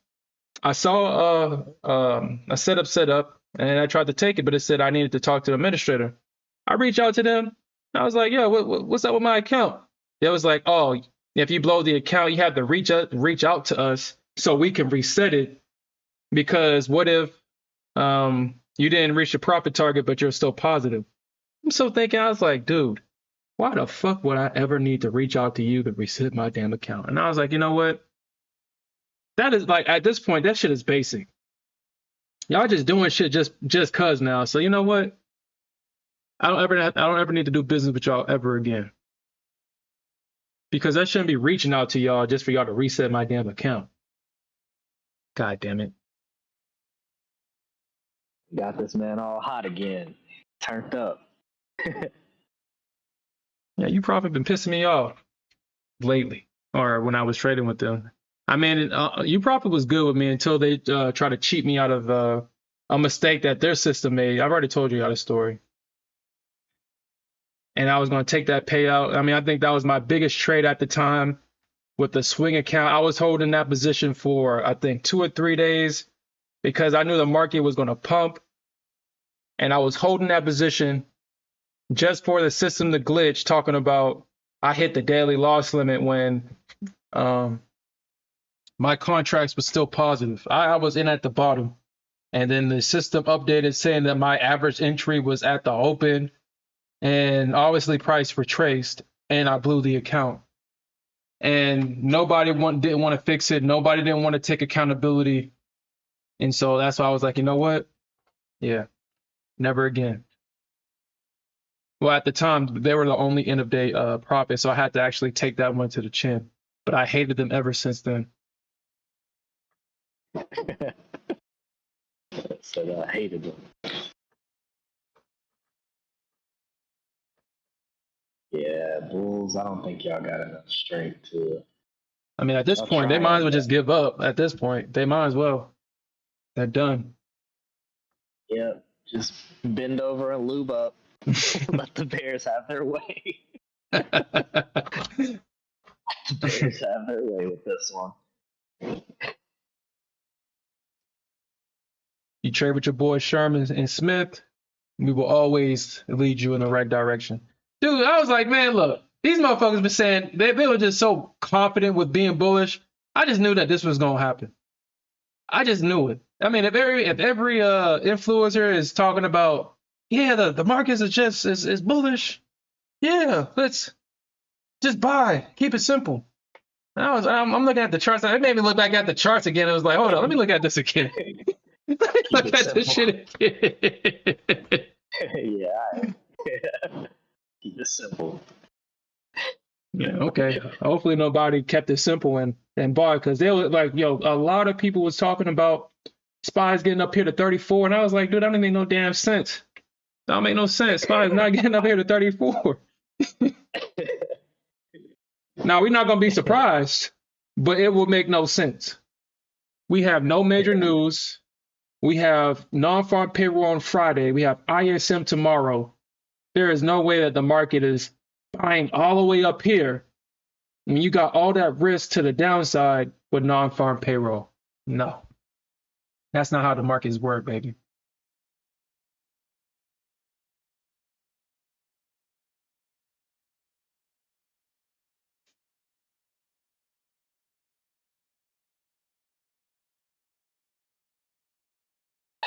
Yeah. But we'll see how the market reacts at London close. I mean, at this point, I think the moves has already happened. I think the big players, I mean, they've made their money. I mean, especially if you traded pre-market. I mean, I got into this, so I saw this position set up at around like 7 o'clock, and I took it like 7 o'clock-ish. And I was like, you know what? I'm taking this because this shit looks bearish as hell. And then here's the crazy thing. I'm such a deep sleeper. And then I heard my computer said, order filled. Dude, I woke up so fast and jumped up.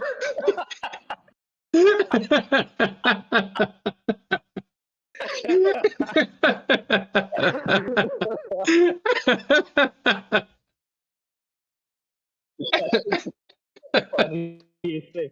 You know, there's a meme like that on Instagram. I saw this video meme exactly that.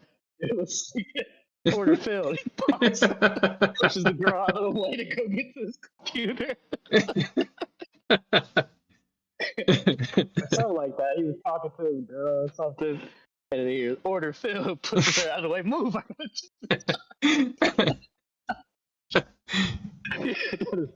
That is the funniest thing. Oh, because it happened to you in real life. That is hilarious. Dude, I woke up so fast. I heard order filled, and I just woke up out my sleep, got up, and was like, oh shit. Did my stop just hit? You know, you think about your stop. You don't think if your targets get hit, it's like, oh shit, my stock just got hit. Hilarious. Oh my gosh. Oh my gosh, that's hilarious. Yeah. Because I've done the same. I wouldn't sleep, but I was like in the middle of a conversation, Mhm. and then you got Tradeovate Mobile, and it connects. Like I was downstairs, my computer and stuff is upstairs, and they like. I thought I heard a faint order fill, but then my phone started going off. I was like, okay, I gotta go. I'm like, whoa, what was that? What was that? Hold up. Like, yeah, We heard the sacred words. Order filled. order filled.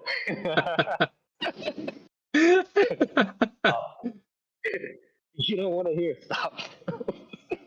Stop. Starfield. Empathetic voice.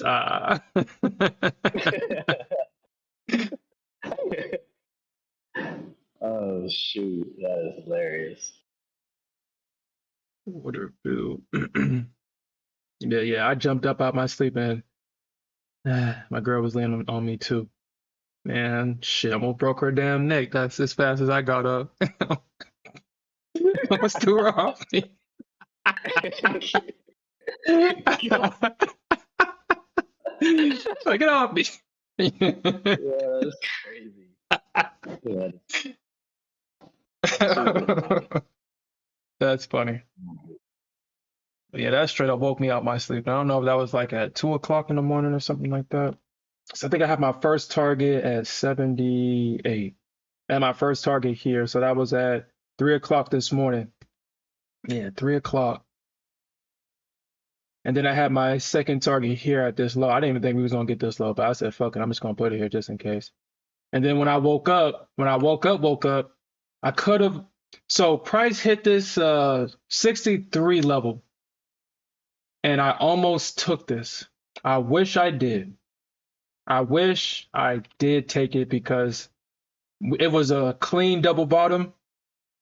I could have had my wrist right here, and I thought to myself, I could take this. I could at least ride this back up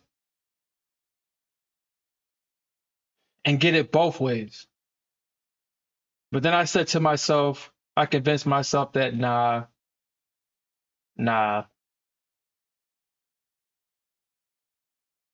I want to see what this short does. And I think that's one of the things that I do notice that I do. If I'm in a position, I will perform all kind of mental gymnastics. I will do it. I will do it. All right, so I'm gonna give people that are short in this position a heads up. I'm gonna give you a heads up. You do whatever you want. But I think the Bulls just reloaded. I think the Bulls just reloaded. But you can do what you want. Just be mindful. Just be mindful of the momentum. And the reason why I say that is because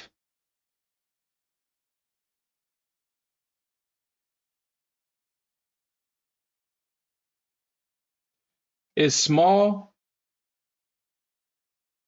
but it just happened. It is small though. We just had a two-legged pullback into support here.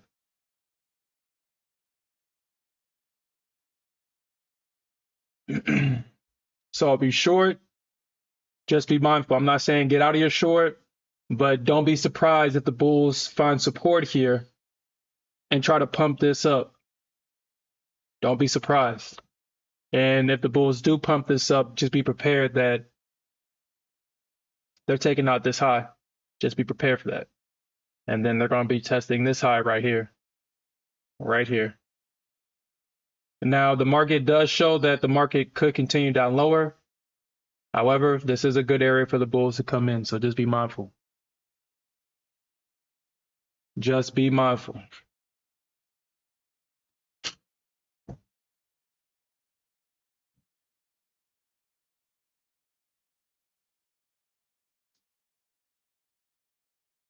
So I'm not sure, baby.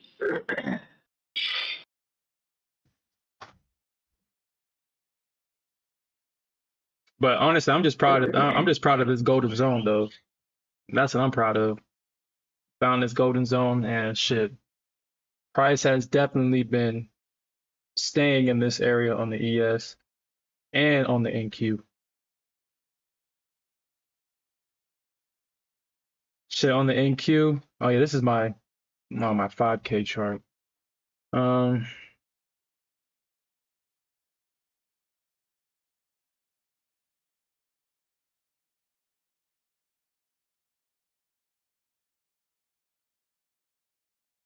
mhm.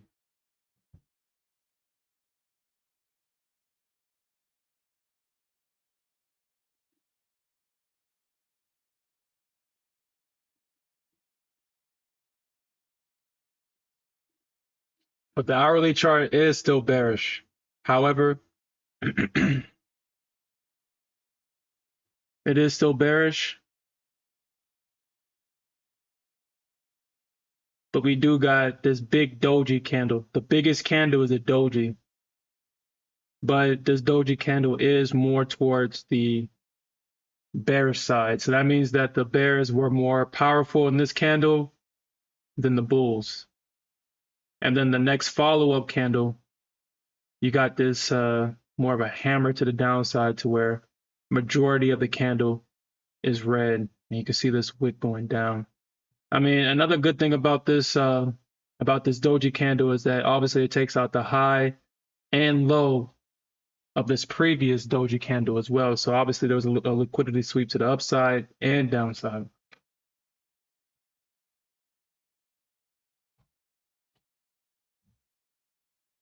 Because NQ's in range, yeah, it definitely is. And if they can find support here, which honestly, no, I mean the way it's looking on the NQ, we would need a breakdown at least to 520, 530, at least somewhere in this area right here. Because the way that this is structured, there's no way that bulls are going to literally turn the direction of the market right now without any major news or without anything happening. And like I said, the news already happened. Tis Fed swap price and faster pace of after jolts. So like I said, since the jolts came under, now people are going to think that the Fed is going to cut. In Q. Playing with me, girl. Drop already. Get these bulls out the way. Y'all can come back later at 11, 12 o'clock, whatever, like y'all normally do. 1 o'clock. They saying, "Nah, we trying to come back right now, baby." So we trying to come back now. See, they're riding mid-price. It's 50%. Keep bouncing off of it. Mm-hmm. We need to bounce first, baby. Then y'all can go higher. Yeah, give me 480. Then y'all can go higher. Nah. She might do it. I wouldn't put it past her. And like I said on the ES, don't be surprised if the bulls come back in right here. Just be mindful with your shorts if you're in this short with the ES. Just be mindful. Same thing with NQ, especially with NQ. You know how she can do. I mean, she just literally ran up, then dropped. Like, that was like 20 something, probably almost 30 points. Ran up, then dropped. They bought at 590? Mm-hmm. 9 volts.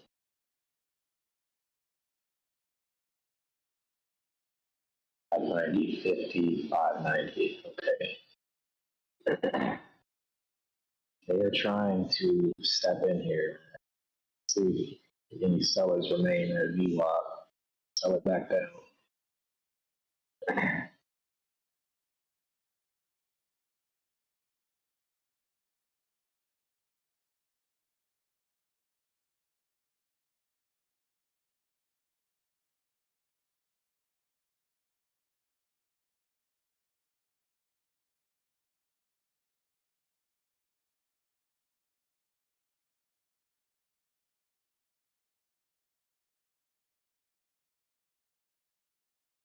This does feel like accumulation, though. Mm-hmm. That's the whole thing that got me kind of like, okay. Don't want to close my position, but I will. I've been holding this long for freaking feels like 3 hours.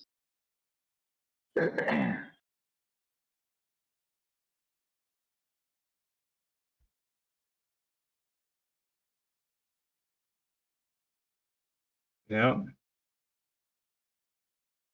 Look at that. NQ is relentless with these run Mm, ups and drops. yeah. Yeah.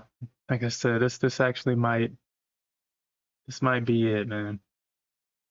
We hope not, because we all know what happens when the Bears don't get their rotation down. We get these big corrections, and we don't want this. We don't want this type of price action ever. I mean, if you're trading with your boy Sherman Smith, we catch these top and bottoms, of course. However, when you're trading this, I mean, you don't ever really want this type of price action because only one side of the market gets paid. And I mean, technically, there's a 50% chance that you're either going to be on the right or wrong side. However, nobody likes this types of price action for real.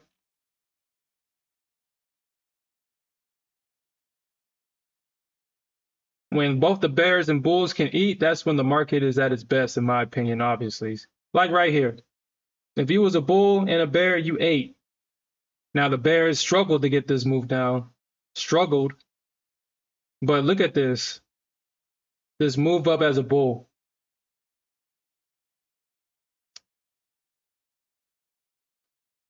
But yeah, when the market's balanced like this is when I really love trading the market. Even though I love catching these moves, I just hate it because you really don't know where to get in and where to get out at. Because even though the candles have already been painted, we all know that people tried shorting this, and this is why we got this massive move. And you think that, okay, yeah, this is a great area to get short just for you to become liquidity. And nobody likes this. Nobody likes this right here. Nobody likes that. I mean, I know I don't. And look at this. Look at this candle. Like, gosh. Like I said, don't be surprised. Now that this is kind of confirmed, if you're in this long, just be mindful that these highs could get taken out. Just be mindful.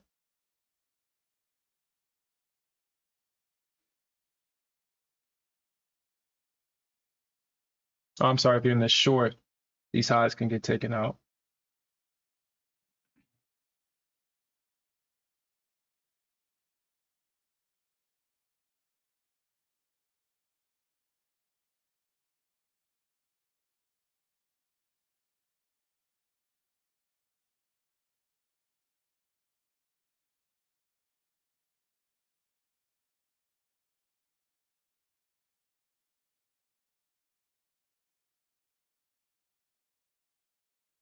Nah, I'm gonna keep this right here.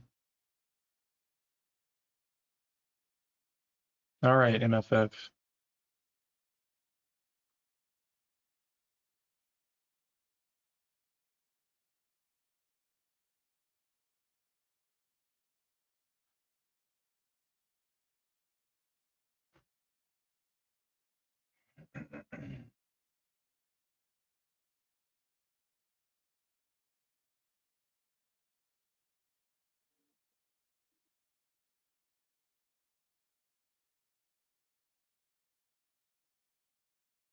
All right, London's about to close in the next 8 minutes.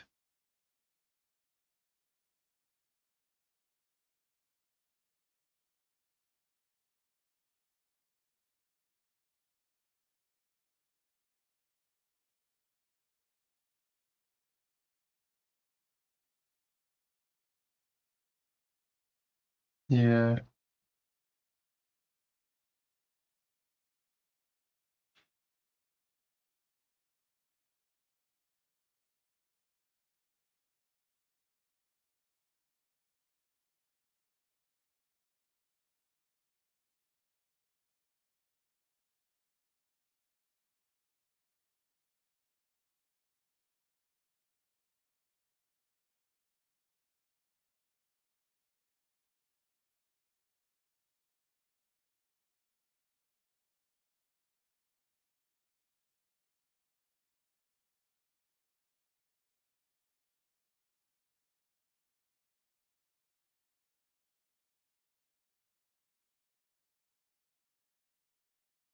Mm.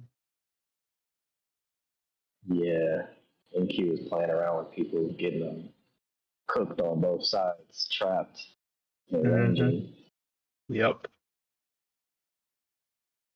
But I will say this trend line I drew the other day is holding up. How is it? It's not really closing above it, so that gives me. That's why I'm still holding this thing. Cause I'm like, damn, I just sat through all that. I was green profit, and then bounce back to my break even, draw down, then back to green. Yeah, and I'm looking at the trend line that hasn't been broken yet, and it still does feel like even though we're getting these longs coming in, they're getting rejected down, so it still feels like you see some short side. So that's why I'm holding. Yeah. I'm gonna hold this short as well until the end of the day. I'm gonna hold this short. I mean, like I said, I've already taken majority of my profits. I lose $77 if it touches my stop.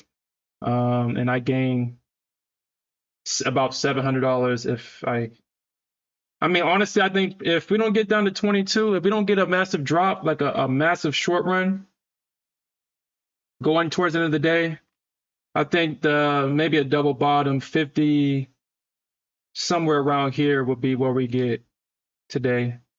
But we may see 20 going into tomorrow. We may see that going into tomorrow. They may do it overnight, especially with the ISM number. And then we have, like I said, on Thursday. I don't think we have anything Thursday. They might try to set the market up on Thursday. I mean, we got the initial jobless claims. We had jolts, so that would kind of take away the solidity of the jobless claim. We had jolts, and then we have non-farm payroll on Friday. Challenger job cuts. Let's see what this is about. So, Challenger job cuts released by Challenger, Gray, and Christmas monthly. I don't know what that means or who these people are. To provide information on the number of announced corporate layoffs by industry and region. The report is an indicator used by investors to determine the strength of the labor market. Usually, a high reading is seen as negative or bearish for the US dollar, and a low reading is seen as positive or bullish. However, we got to do that mental gymnastics. So I guess if we see more corporate layoffs, then that would be bullish because, oh, yeah, well, not a Fed, they have to cut it now. I mean, we got to get all these mass layoffs, blah, blah, blah. They have to cut now. So we're going to have to probably inverse that. But like I said, it's not our job to interpret the news. The people that move this market, they pay these analysts top salary to interpret the news. And however they interpret it is going to be determined how they make their trades. So it's not our job to interpret news. It's our job to trade the reaction to the news. That's it. Yeah, so now I'm back in green after sitting in at my break even and a little bit of drawdown. Yeah, this is definitely the mental game today. Yeah. Fake people out on both sides, but I think if you got short up near the top or near the open, I should say on NQ, you should be solid. Yeah. Should be solid. Yeah. So this happened at 8:30. This happened literally this was yesterday. Never mind. That was yesterday. So I guess I mean, if you caught that move at 12 o'clock in the morning long, I mean, you're good. If you caught this move at 9 o'clock long, like I said, even though it doesn't look like it, this is a 70-point move. This was like about 70-point move. So let's actually look at that. 636. Because I was looking at that this morning, I was like, yo, what kind of move was that? 636 minus. But that was about 70 points right there. Back down to VWAP. Here we go, ladies and boys and girls. Here we go. Oh, I just opened up a tick strike too. Blood in the streets, baby. I forgot about the tick strike. And yeah, sometimes I do that same thing too, where I forget to open it when it's so valuable. I just opened up and see a sea of red.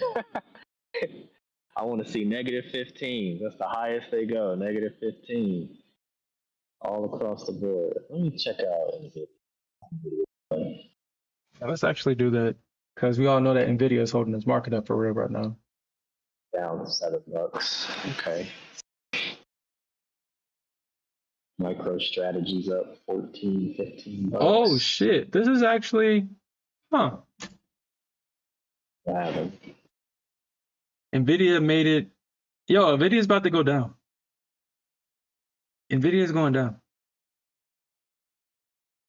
I wish I caught. Well, not caught it, but Nvidia options are expensive. Oh yeah, it's gonna be hella expensive. But this was a clean move down. If anybody caught this, this was a sweep above to hit liquidity and a dump. We got to move down. We got to move back up, retesting this area of supply, and a dump. I think they're trying to get back to 1130 with Nvidia.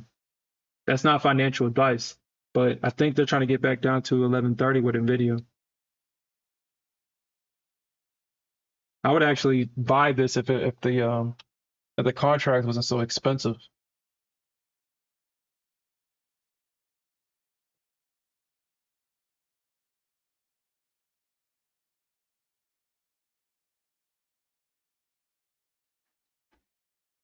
All right, so I'm staying strong in this short. I'm staying strong, baby. I'm gonna stay strong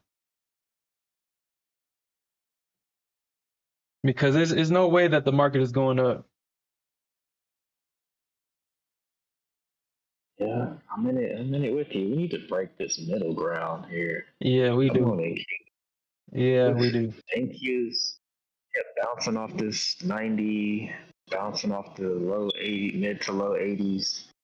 Then more recently, it's bouncing off these 90 area, 590. Bulls, just get out of the way. I already told you earlier. Bend over, lube up, and take it. The Bears, they got it. They got it. Just chill. They Y'all get definitely your got it shine right again. now. Told you. You know when your time is. 1 o'clock, 2, 12 o'clock, 1 o'clock. Whole second half of the day. Second half of the session. You got it. Come back. Erase everything that the Bears did. And you know they worked hard. You know they step down. That's why I was like, man, it's just easier being a bull. Like they get to take the elevator while the Bears got to take the stairs down. They got to take the stairs. Yeah. But yeah, once price breaks this little area right here, yeah, I ain't gonna lie, y'all had us in the first half. But like I said, this is technically a double bottom, so we ain't out the woods yet, man. We are not out the woods yet. This is technically a double bottom. They need to break this. They need to break it. They do need to break it. You know, support back here on NQ to the left. I'm gonna break this. However, you said it's harder to hold longs.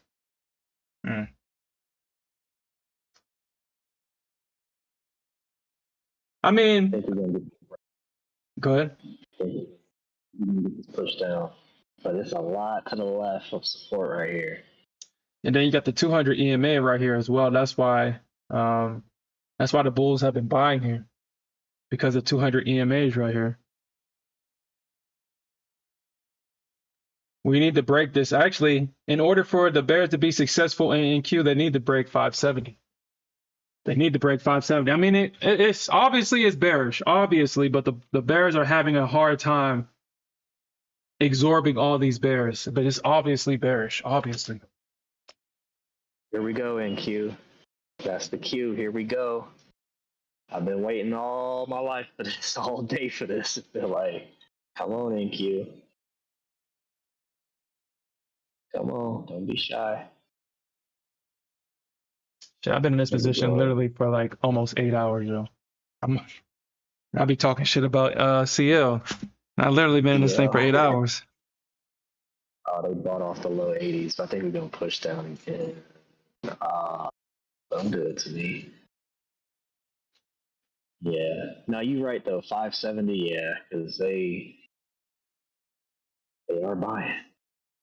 Yeah, 570 Bulls gotta break. stepping up. You gotta break these Bulls spirit because you know they're super regarded right now. Yeah. So it's a TP right there. Damn. That was a couple points off. I was like 3 points away. 3 points away from my TP. My first TP. we got we got others down below, but hey, we ain't gonna talk about those right now. Yeah, Alpha just showed me his. Come on, baby. There we go. First TP hit. Come on, baby. Now you gotta flush this. That's what I want to see. Negative 12s, negative 11s. Give me negative hmm 15. Yeah.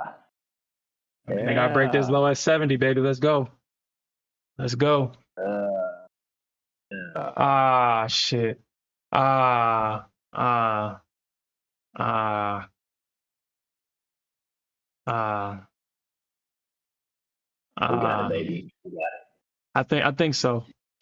They But teasing. They just teasing. at on They gonna okay, go. so this one I'm looking at on ES. Yo, they might do it. Just they might do it. They may do it. I probably should stop.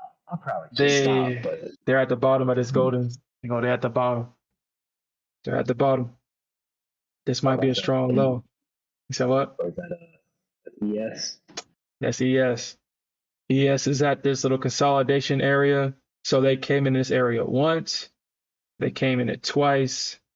And this is going to probably be their third time trying to come in right here. So it's going to be, yeah. And look, they're doing it on the NQ too. So it's going to be hard. If you're a bear, just keep Yeah. it tight, baby. Just keep it tight. I mean, I'm up. I'm in the green. It hit my first TP, so it took some off. Uh-huh. Ah, you know my next target. You know it's below that major level on NQ. That hmm 570 you talked. Yeah. The last one is sitting in the depths. In the depths of the market. I don't like the way it's. I don't like the way it's looking on this hmm hike and ashy 1,000 tick. And that was a nice little but we knew we expected bulls to come in right here, so hmm we have we talked about it. As long as you know to expect it, then it shouldn't Yeah. take you emotionally on that emotional roller coaster. hmm I mean, I don't know how long I've been in this. Um, So, probably okay. Since I got taken up that last one, it says I've been in an hour. uh, yeah, well, okay, so I'm trading this on both my on this account and oh, there we go, baby. Flush it. Flush it. So I've been in this account. I've been short in this one since this morning. Um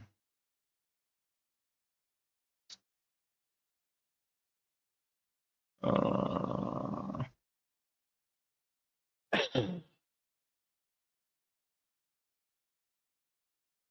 yeah, so I've been in this one short all day. I've been in this one for about 4 hours.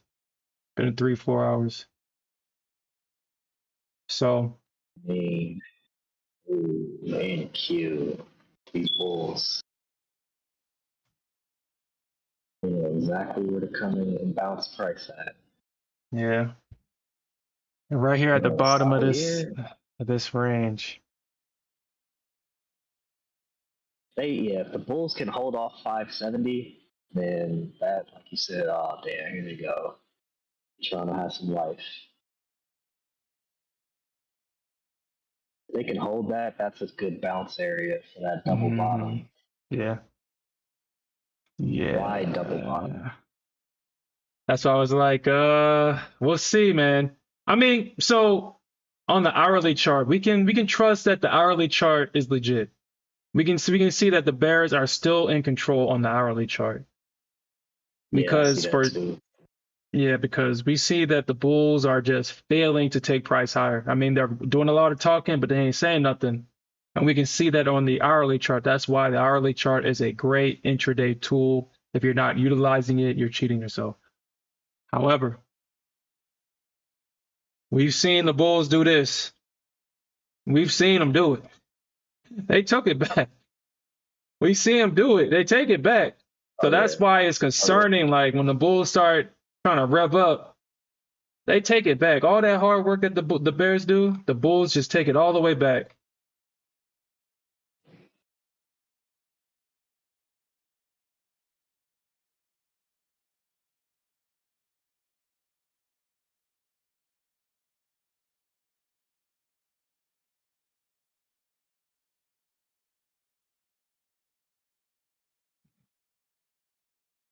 Dang, Bulls quit being regarded. Now y'all gotta get stopped right there at that midpoint. As much as y'all use that as support, it has to be resistance now. Thank you. Thank you. That has to. If you look left and you see on NQ, as much as they use the low to mid 590 area as support, Mhm. it's gotta be resistance. No, gotta be. Yeah. Thank you. Now, if it broke that, I would just be like, yo, what is going on in the world? Shit. Yeah, they're definitely gonna have to break. Like, dude, they have to break. Like, for this to be real, they got to break 570. If they don't break 570 and the Bulls hold 570 off, either this is going to Yeah. trade right here, or we're going to see the Bulls reclaim this market yet again. Yet again. Yeah, they could definitely do it too. I don't put it past them.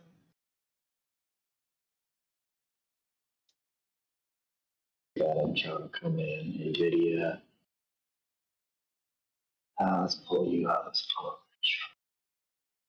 Yeah, silver. they ate that liquidity, man. Yo, you look at Bookmap, they ate that liquidity. What's up, Griff can Silver. trade? I'm glad you changed your name. I'm glad you changed it. Because I was not going to call you your other name. What's this other name? He says Griff can't trade. I was like, nah, he can trade. You can trade. Okay, yeah. Don't put that negativity out there. Yeah, you can. We can trade, baby. Especially if you join this stream, baby. Especially if you join this stream. Especially if you join the stream, baby. Yeah, we've been talking about this, these positions like all morning, waiting to see it play out. Hmm. We're getting confirmation after confirmation, but this area, like you said, got to break 570 with Man, with some authority. Because if it for this to doesn't, be real. yeah, if they don't break it, man, the Bulls will definitely. Because I like, you could kind of use the ES and the NQ as indicators. Right now, ES is at this area of support. This could be a strong low. This is a great area for the Bulls to come right back in and try to take it at least to retest 290. However, like I'm saying, the hourly chart is what's giving me confidence to stay in the short because of this chart. Yeah.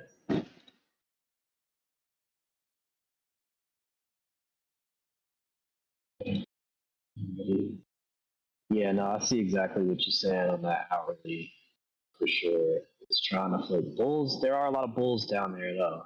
Mm-hmm. Like you said, at 570, it's more like a like a range zone. Like five, especially for NQ, it can be like a 20 to 30 point range that these bulls and stuff be waiting in. So I'll say for like 570, 590, the NQ needs to. Oh damn! What the freak was that? What was that? The Bulls coming in. They said, no, we Whoa! run these streets, baby. Said we run these Whoa! streets, baby. Whoa! Nah, she does 1040. not. Nah, Somebody for announced something? let's see. Hold on, I'll be right back. Nah, Like I said, the day is free and clear. We have nothing to even watch out for. At this point, it's going to be the price action. At this point,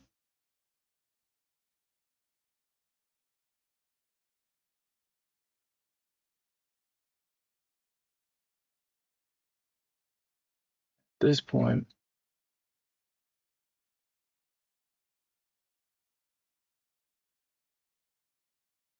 Yeah, because we don't have anything significant. Yeah, tomorrow. Yeah, I mean, yeah.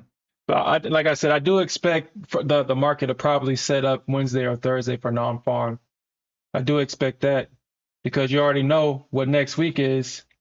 We already know what next week is, baby. We got Pump It Powell himself coming up next week. Pump It Powell himself coming. So yeah, next week is definitely going to be crazy. We definitely going to see a lot of volatility, and we definitely need to make sure that we're planning our trades and not jumping in. Yo, they got CPI and Powell on the same day. Yo, Wednesday is going to be absolutely crazy. Crazy. They got CPI and Powell on the same day. What? So, Tuesday's going to be crazy. We already know Tuesday is going to be crazy because now the market is setting up for two major news releases in the same day. That's crazy. That is absolutely crazy. And then we got PPI on Thursday of next week.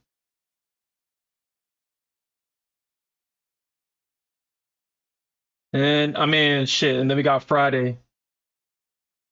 Wow, that's crazy that they got CPI on Wednesday instead of Tuesday. That's crazy. You say, our boy Jerome in the house. I said Pump It Powell's in the house.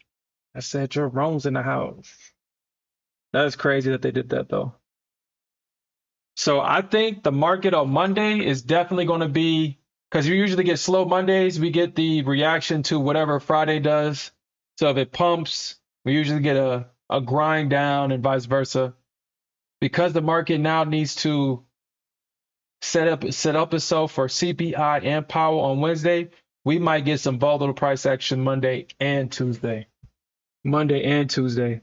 And then obviously, we're going to get some chop. CPI is going to whip the market back and forth. And then I think once the market whips back and forth with CPI, we chop, until Pump It Powell speaks. And then after we get to speak, after he says what he says, the market pumps up. And then we get the reaction Thursday where the market reacts to what Powell says after all the excitement is done. And then Friday, we all know that Friday's run. So, yeah, next week is going to be crazy. Crazy next week. Yeah, the Bulls are still holding off this golden zone that we drew last night. So, and you can look at the hour chart that the Bears are still in control. You can see these wicks. However, on the hourly chart, the Bulls has made a lower low, and now a higher low. That's concerning inside this golden zone. So just be mindful that the Bulls are trying to make their comeback during the second half of the session.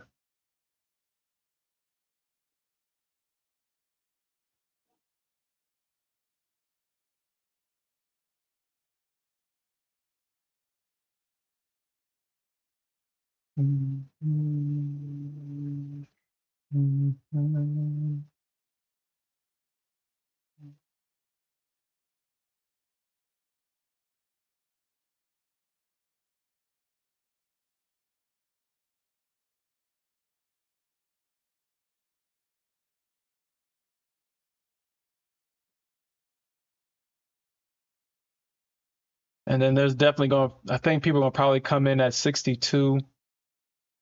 So I'll probably put this at 68, 67. And then we'll probably see a run of that low at 56.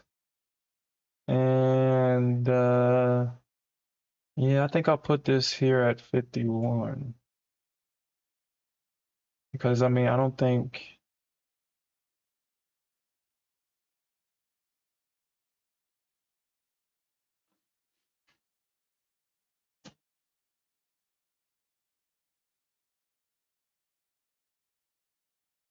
Okay.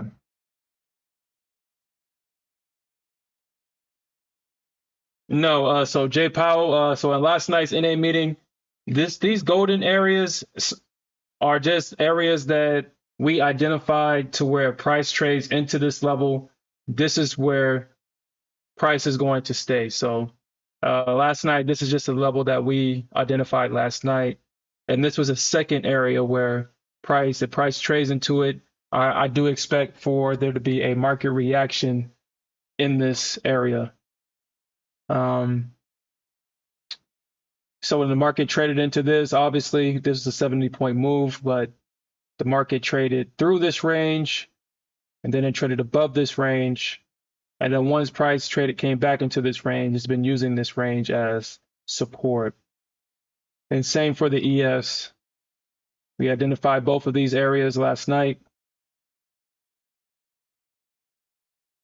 And you can see that, I mean, we missed this range by a couple of, I think 1 point. Yeah, we missed this range by 1 point, which honestly is not that big of a deal. I mean, the purpose of the NA meetings is to identify areas where you want to trade. That's the whole purpose of it. And Yeah, this market today definitely testing your patience. it definitely I'm is. telling. I already took some profits on that other position. I've taken some profits. I just only got 2 running right now. Yeah, so Oh, that's what I got left on the table too.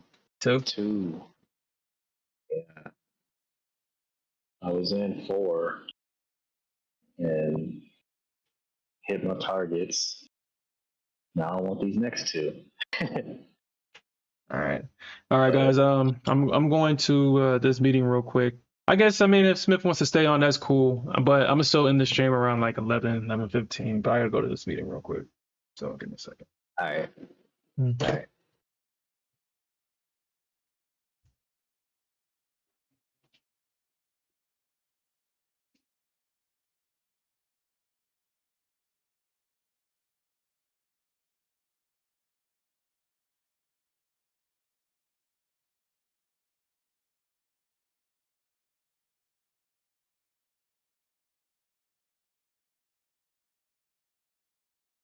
Hey guys, I'm actually getting kind of. That's what they want. The NQ. That's what she wants from me. She wants me to get all tired of getting in this position, just close out. Yeah, Alfred, I can't stream out here, so it's probably gonna be a couple months before my stream come back. I tried to, but the internet over here is just trash, majorly trash. So, I mean, y'all have seen it. And making me want to just close this thing. I feel like I know it's gonna go lower, but these bulls at this area, like we talked about, sub 580, they just keep bouncing it there.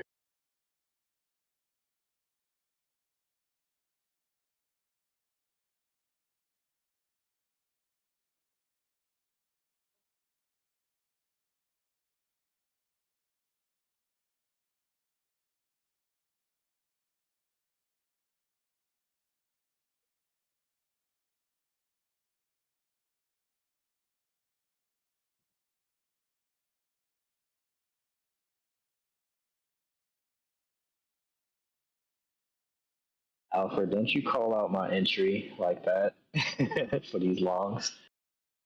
That'd be devastating. Obviously, I'd close before it got there to that point. That's my break even. Don't come for me. Leave my entry alone. Leave my break even alone. I might close this. It's getting to that point. Getting worn out from being in a position. A lot of mental gymnastics going on. I mean, I'm up, but I would like to see it hit my TP because I know it can do it.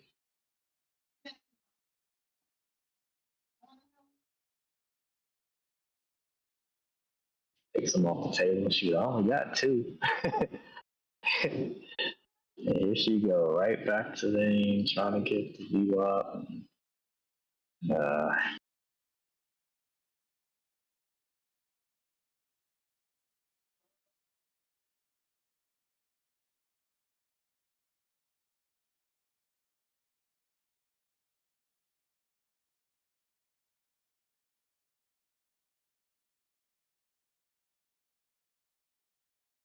Yeah, I guess staying in positions like these builds character.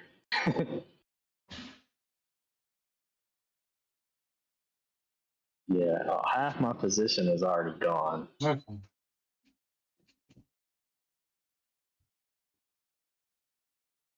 Yeah.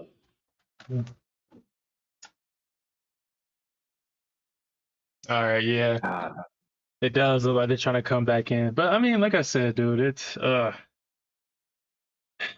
so hold on, what do you don't want to tell them where you're targeting or where you trying to damn, look at that. Look at that. Well, they already know where my break even is. As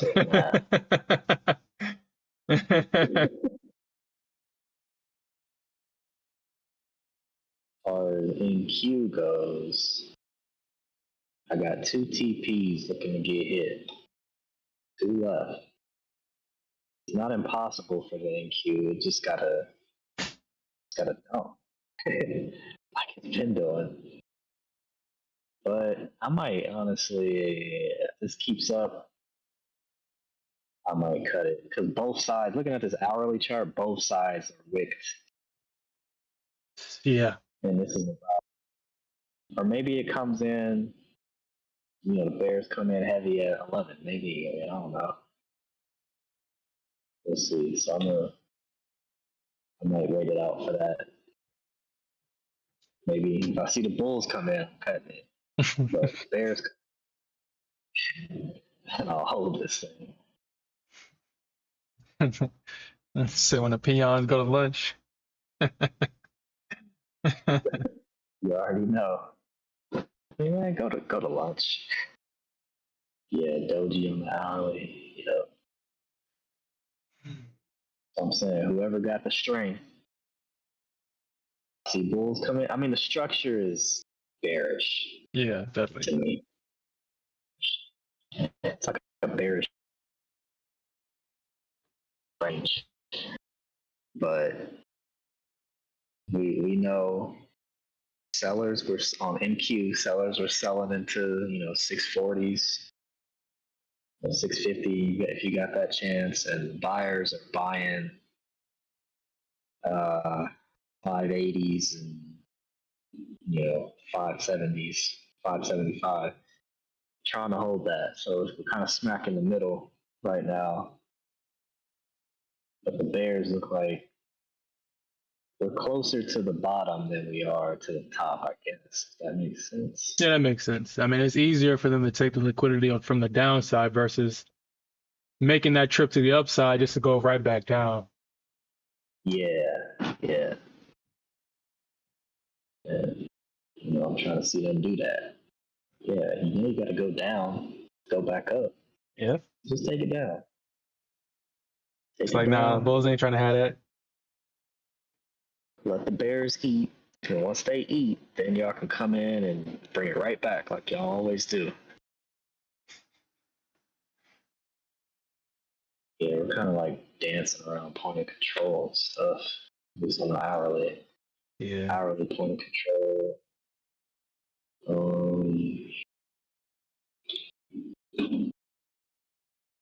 Right. 45, 3. So game weight, you said stubbornness will not be tolerated. Oh yeah, I meant to ask you yesterday, game weight. You said you prefer to trade the ES over the NQ, and if so, Why do you prefer to trade the ES over the NQ? Probably because the NQ can be wild at times, wild swings versus ES when you get that. ES ain't doing no NQ type swings. ES will move, but she ain't gonna do no NQ bull crap. Yeah, she ain't. Not for real, for real. So yeah, yesterday you said Yeah. we was having a conversation about like why people prefer to trade the ES over the NQ when I said that I would prefer to trade the ES or the NQ, but I just know more people trade the ES. And I think you said that you would prefer to trade the ES over NQ. And I also said that if that's true, then I'm asking why do you prefer it to understand why people would rather trade the ES over the NQ. But Smith is definitely right. The one thing I don't miss is the wild swings with NQ. That's the one thing I don't miss. I don't like the feeling of not being confident in the trade and having to be stubborn in it versus being confident. With ES, I can be confident. I know that if it runs a high or a low, I'm wrong. Yeah, yeah. NQ, I But gotta be stubborn.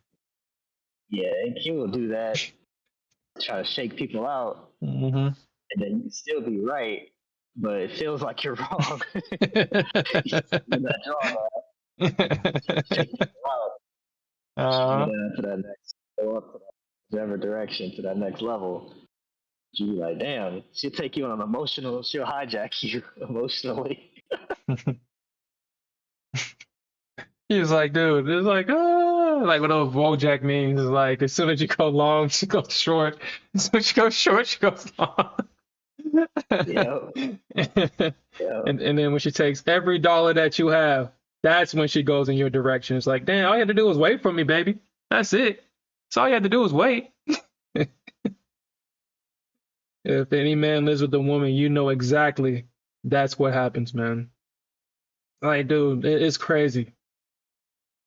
I say, hey, we're going to go out to dinner at 8 o'clock.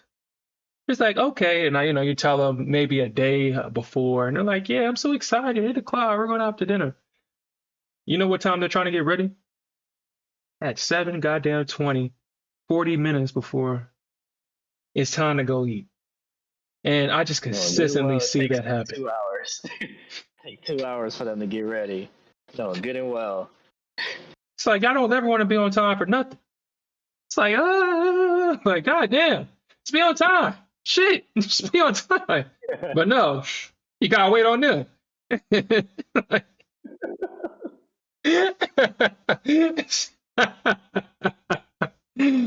It gets to the point it's like, you know what, fine.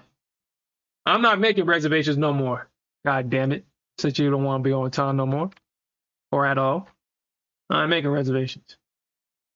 Making me look bad being late. And you know how us men, we don't like being late for nothing.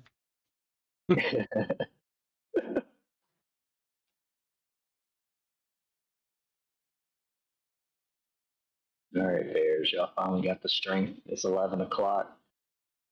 Y'all got the strength to do this now? Or are we still going to play around with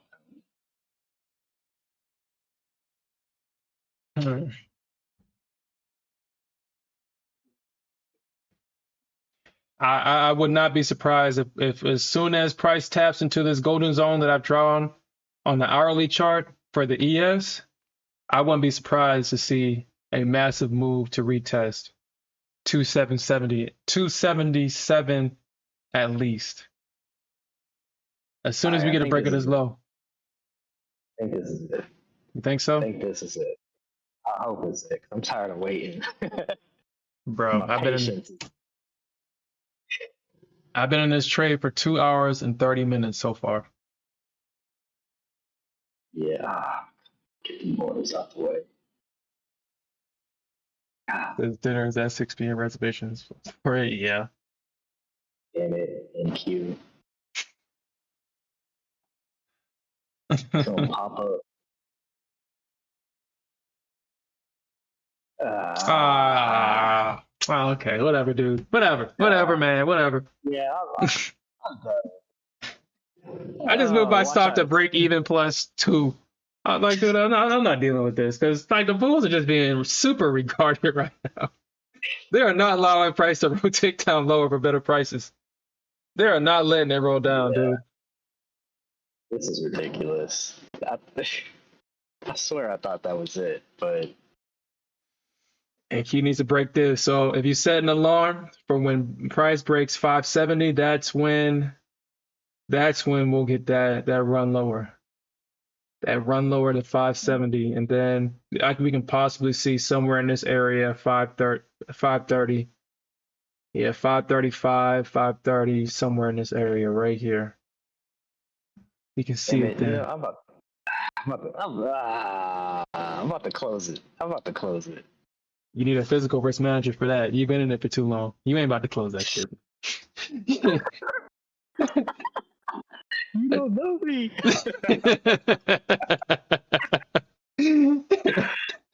Nah, man, because this is ridiculous. Come on, man. Get the heck out of the way. Just drop this thing real quick. Dang. I know. Yeah, that is Man, I'm definitely a serious. physical risk manager duty right there because I ain't closing it.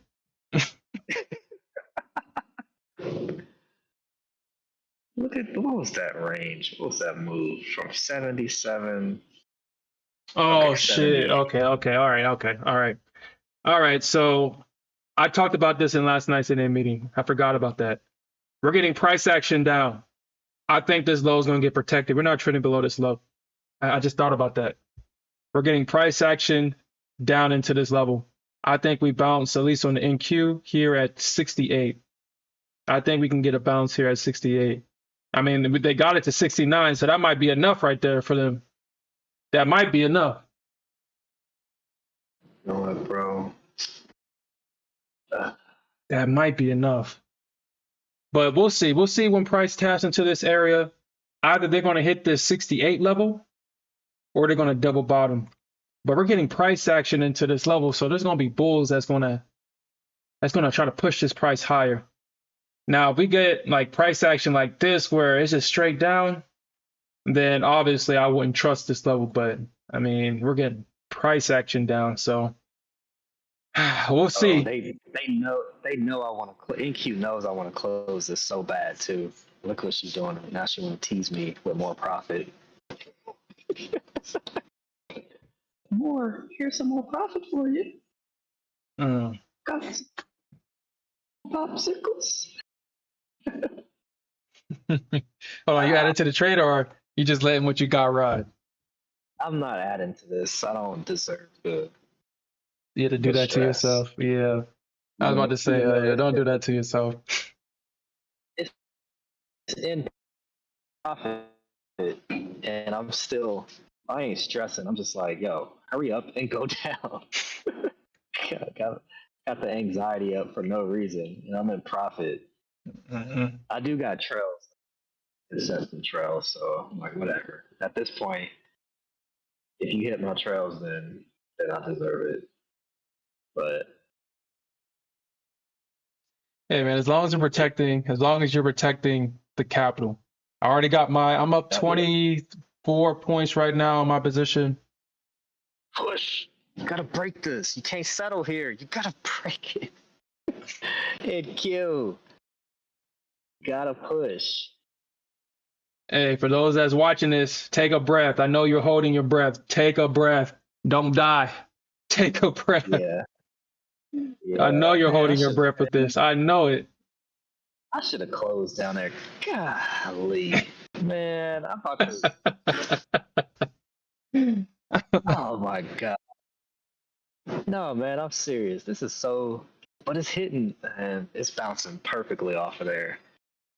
You gotta break. Gotta break it in order for it to be real and true. You got to break that level. You got to break it. Yeah, this is Apex, Alfred.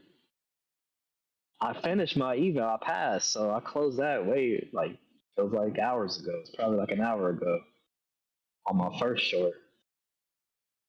And then I was short on this as well, but I let it ride. That's why I'm still in it. No way. No way. What happened? Man, I'm about to make me close this thing, man. Seriously. They're bouncing it right there, right Man. at that level. I traded take profit, Alfred. I traded that. I passed the evals, and now but I took near the same trades in my PA. But once I passed the take profit one, I closed out, shut everything down on that. There we go, baby. There we go. There we go. There we go. Bulls waiting there though. Yeah. It's going, but they waiting. They waiting there. Before. You gotta break this with authority, NQ. Some fucking Come authority. on, babe. Feel like you want to do it though. I do. Come on, baby. Oh, there's a lot of demand here though. On the 5 minute. Yeah, I might cut. See, getting my stats all up for no reason.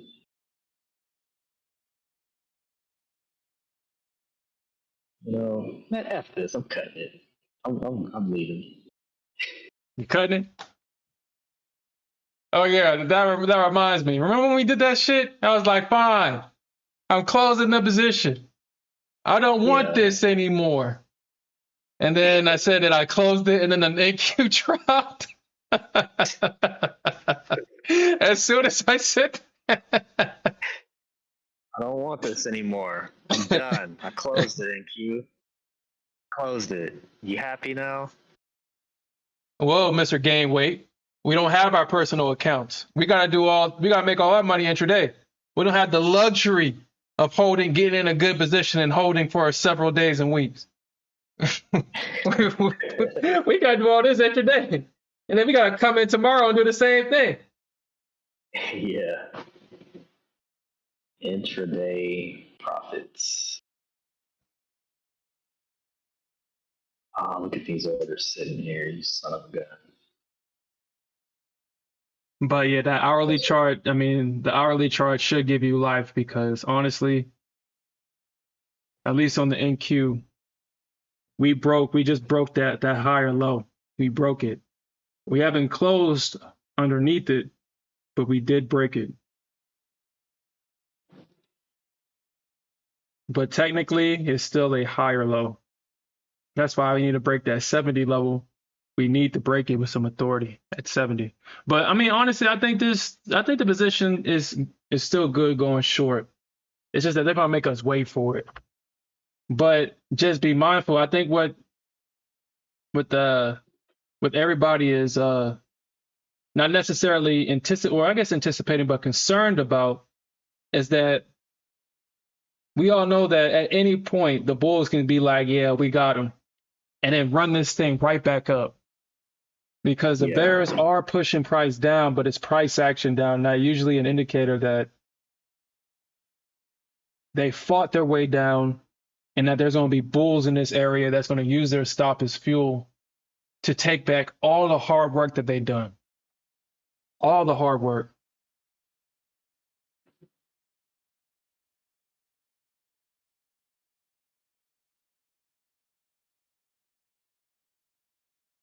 Oh, you're not trading your personal account no more? And gain weight? But shit. Well, no, that still don't count. That don't count because you can fall back on your personal account. You can always fall back on that. You still good. Shit, you can still make money in your personal account. You still make money in your Top Step account, and you still make money in your Apex account. So no matter where you get in at, you're going to still make money.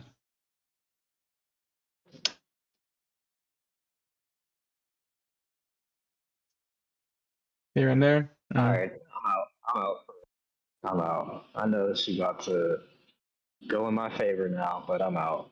Oh, you finally cut it?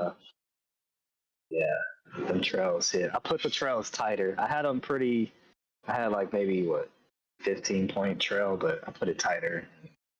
Cause I don't got time for the BS, man. I don't got time for Wolves to come in and buy this right back up at this level here. Then Mhm. I'm gonna be feeling like a a-hole. Even though it's still looking like it could drop lower and Yeah. do all of that. I don't got time for this. I'm done. What Okay. could have been 5K turns out to be a 47.53 day. Yo, congratulations, congratulations, congratulations. Yeah, I still That got was only like. seven. Go ahead. My bad. That was only 7 trades, 14 cons. Longest trade, hour and 41 minutes, but it felt so much longer. Why did that feel like 4 hours, like you was talking about? Mm.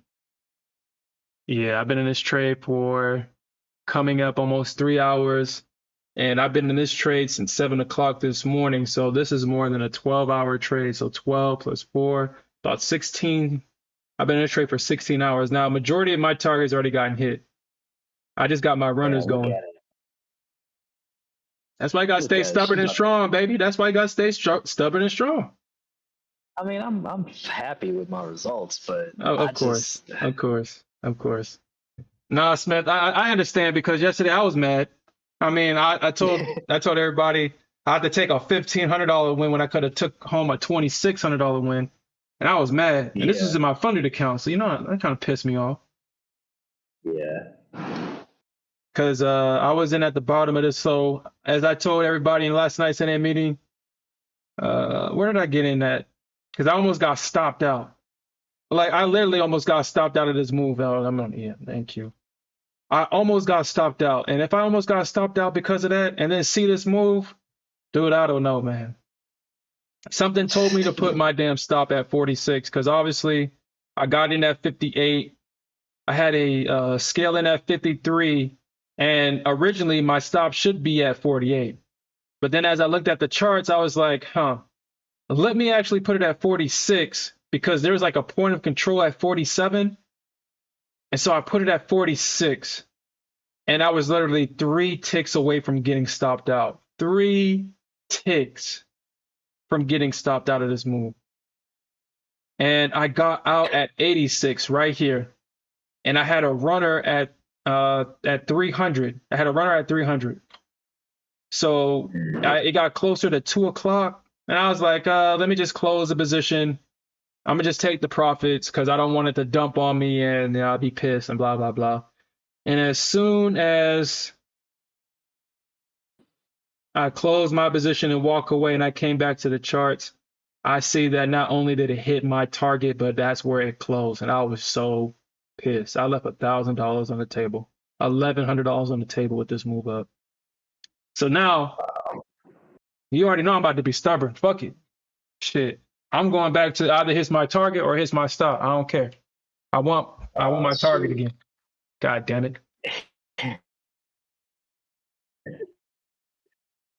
You know what that leads to.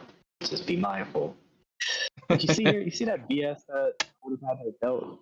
Like he's like, oh, we're about to drop below 570. It touches 570. Oh, psych. Let's buy 15 points, 20 points back up. Mm-hmm. That's that BS that I'm talking about. And I'm like, man, I don't got time for this anymore. I'm done. Yeah. My trailing stop later, and then I already know it's gonna hit, but I mean, you got paid, man. You got paid. I mean, that's all that matters. This is the long game. We're in this for the long haul. So, but it is hurtful when you see the market continues to go and it hits your target. But I don't even think it's a money thing. It's like a personal thing. It's an ego thing because it's like, dude, you knew exactly where the market could go, and I don't want to use the word chicken out, but it feels that way. You got scared. You closed the position because you endured the pain long enough, and then you just wanted the relief from that pain. And as soon as you got that relief, it goes to your damn target. And all you had to do was stay stronger for longer. That's it. Yeah. Stay stronger for longer, baby. But yeah. Damn, Gabe. He posted. Mans was up 9K on that long. You said You said who? Anyway, what Oh, time was this? 11:20. 20. must be nice. Hold on, what was this? Yesterday or today? I'm tripping. I guess today. Yeah, I'm tripping. Is she dropping now? Oh my god! Stronger for She about longer, to flush. baby. Yeah, I mean, She hey. about to flush. She about to flush it. Watch. Yeah. She ran up the 3 points. Well, they're still buying strong off of there, but I feel like, Now that the pressure yo, is off, now it's like, oh shit, where was all that pressure at before? Where was all that? yo, they're hella buying right there, but I feel like it's gonna get flushed. Yeah, it They're definitely will. about to watch me hit my target, both of them. Where was your target at now since you're not in I it? can say it. Yeah. Since it don't matter anymore. My first target, first TP was 18,555.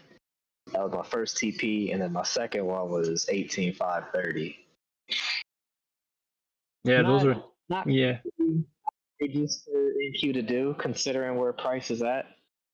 Not outrageous at all. But she want to sit here and play around at this level that we did talk about, and they keep buying off of it. Look at that's why that's the reason. That's right there why I got it when I closed it out. That's the reason right there. F all that. I'm gonna go enjoy the rest of my day as much as I can. Don't look And at the charts. Don't look at the charts until the end of the day. just like I did last time when you told me that, I was like, you know what? That doesn't even shock me. But I did not look at the charts until you messaged me that day. Mm. See, But yeah, I'm gonna put like I over. said, yeah, I'm glad that you didn't get back in because shit, if you stayed short, Friday was definitely a recipe for revenge trading, especially if you were short. Nobody, I wouldn't believe anybody if they told me that they weren't originally short on Friday and didn't take profits, didn't scale in, and didn't revenge trade. I wouldn't believe you. I would not believe you. I wouldn't believe you. Cause shit, I was damn near. I revenge traded and I was profitable. I revenge traded because MFF bastards, wouldn't let me adjust my targets up, bastards. Yeah, that's crazy. I revenge traded off that, and I caught the bottom.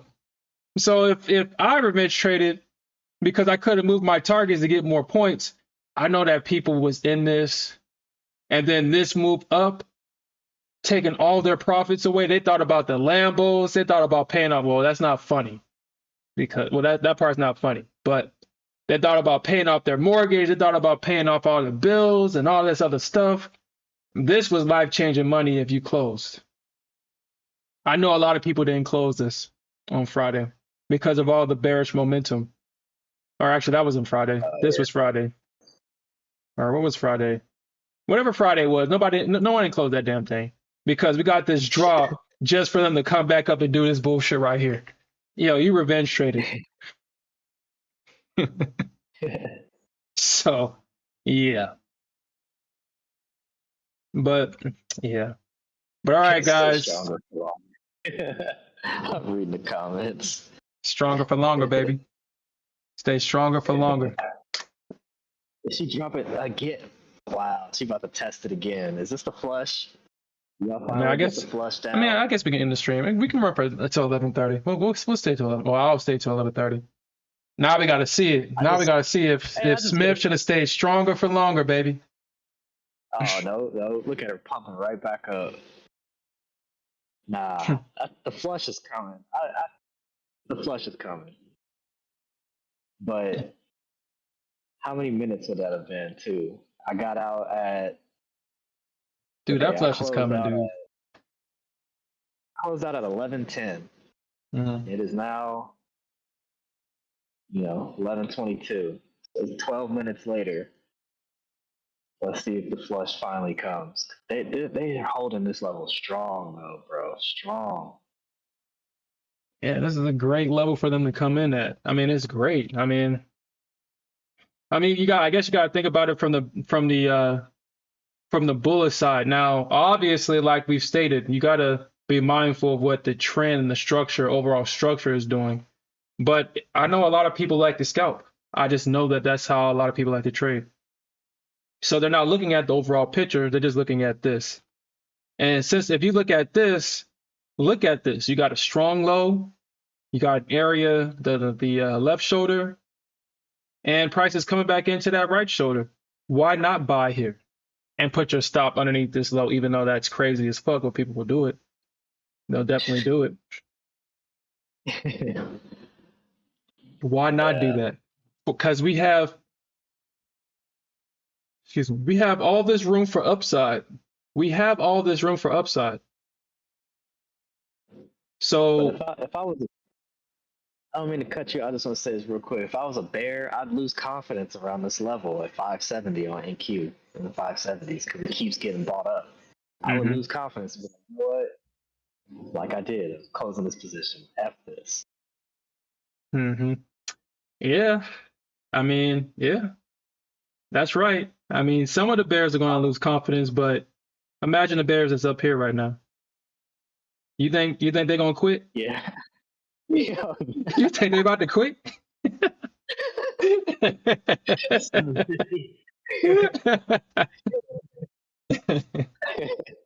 You think they about to quit?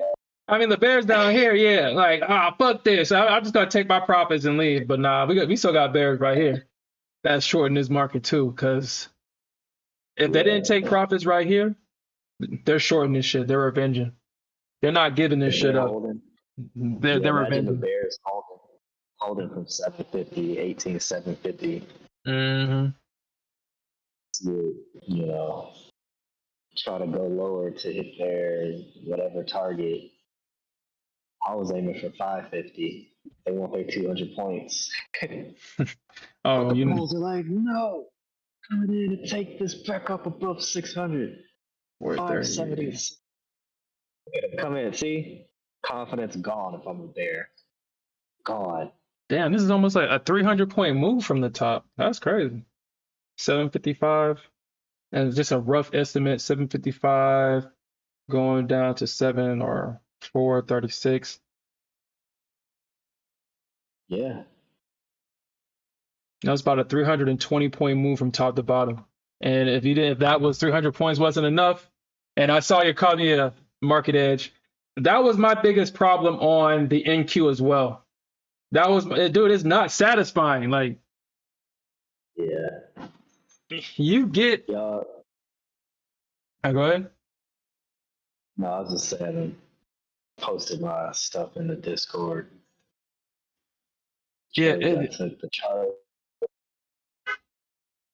Yeah, the results. Yeah, right. That was the thing we were both dealing with. Not satisfied. And yeah. When I look back, I was thinking that, like, why is 2K not enough or whatever the number? Throw in whatever number. How's that not enough? It ain't enough. It ain't enough. That's why. Shit, you can look at 50K. That shit ain't enough neither, because we get 100K, baby. We just want it all. Yeah, that'll get you clapped though. Yeah, definitely. Yeah, because this was this 320-point move from top to bottom, and this is why the Bulls are literally holding up this area. All right, so. RIP Bears. Look at this. They bringing it right back up. They want 600. Take that. Get you up. I mean, let's see if I'm gonna just continue watching. I'm about to go ahead and go, but Okay. I'm definitely in the Discord and in the chat, just watching this crap.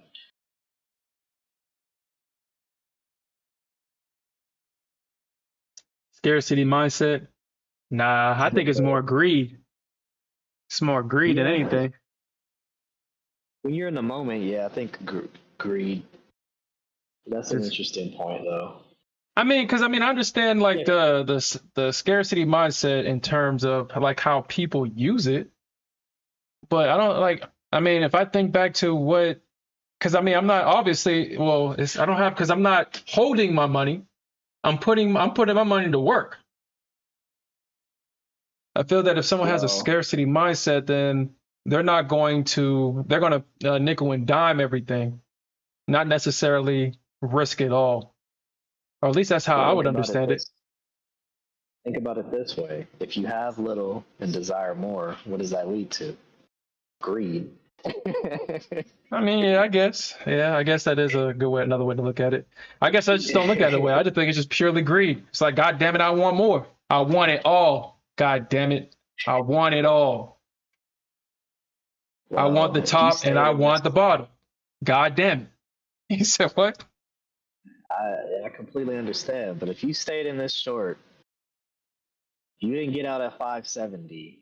You are now, that is 30 points now from 570 right back up to 600. That you were just like, yo, did I really just give up 30 points? Yeah, 30 but plus points. yeah, but we expected this though. We expected this. We expected this to happen. Now, like I said, I'm still in this trade short, but these are runners. I mean, I'm not necessarily, I mean, I'm not going to trip on $200.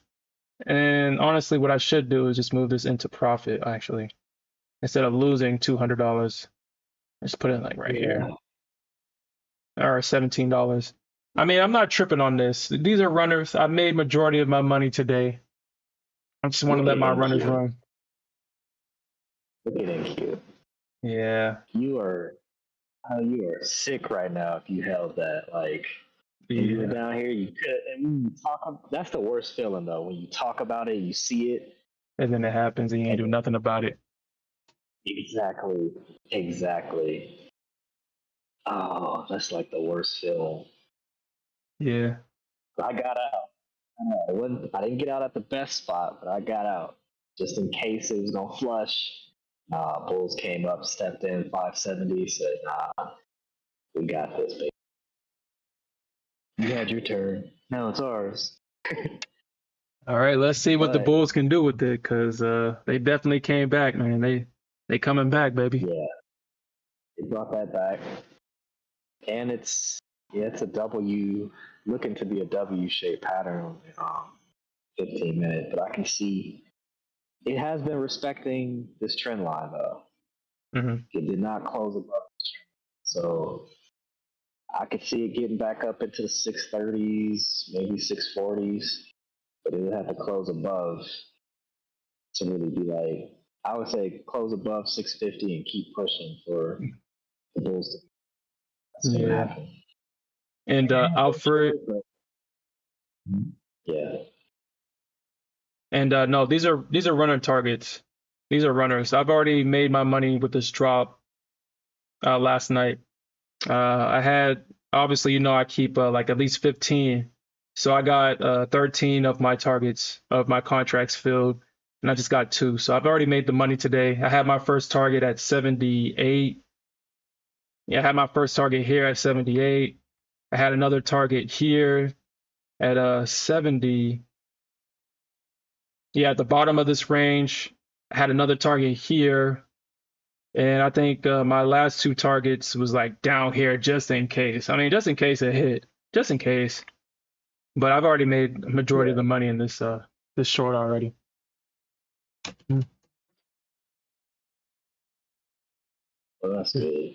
Yeah, because I mean, So yeah, you if y'all kind of see just, two contracts, I mean, so I've already got 13 contracts filled. yeah, so you kind of just seeing what happens. Hmm. But you know that the closer you get to the end of the day, you know these Bulls like to come back. Yeah, full It's regard like, and be like, yeah, this yeah. is our market. But all right, y'all, I gotta head out. Um, nice, good day, I guess. I was patient enough. Yeah. I'm glad in hindsight, I'm glad I got out where I did. But if this thing tanks, I'll probably be upset. But I won't Yeah, trip. I mean, we'll just come back and get it tomorrow. I mean, like I said yesterday, I was kind of upset that I left $1,100 on the table, but I mean, it's in the past now. I Yeah, have it's to a really new think day. about it to remember it now, so it's in the past. Uh, New day, baby. Good day, man.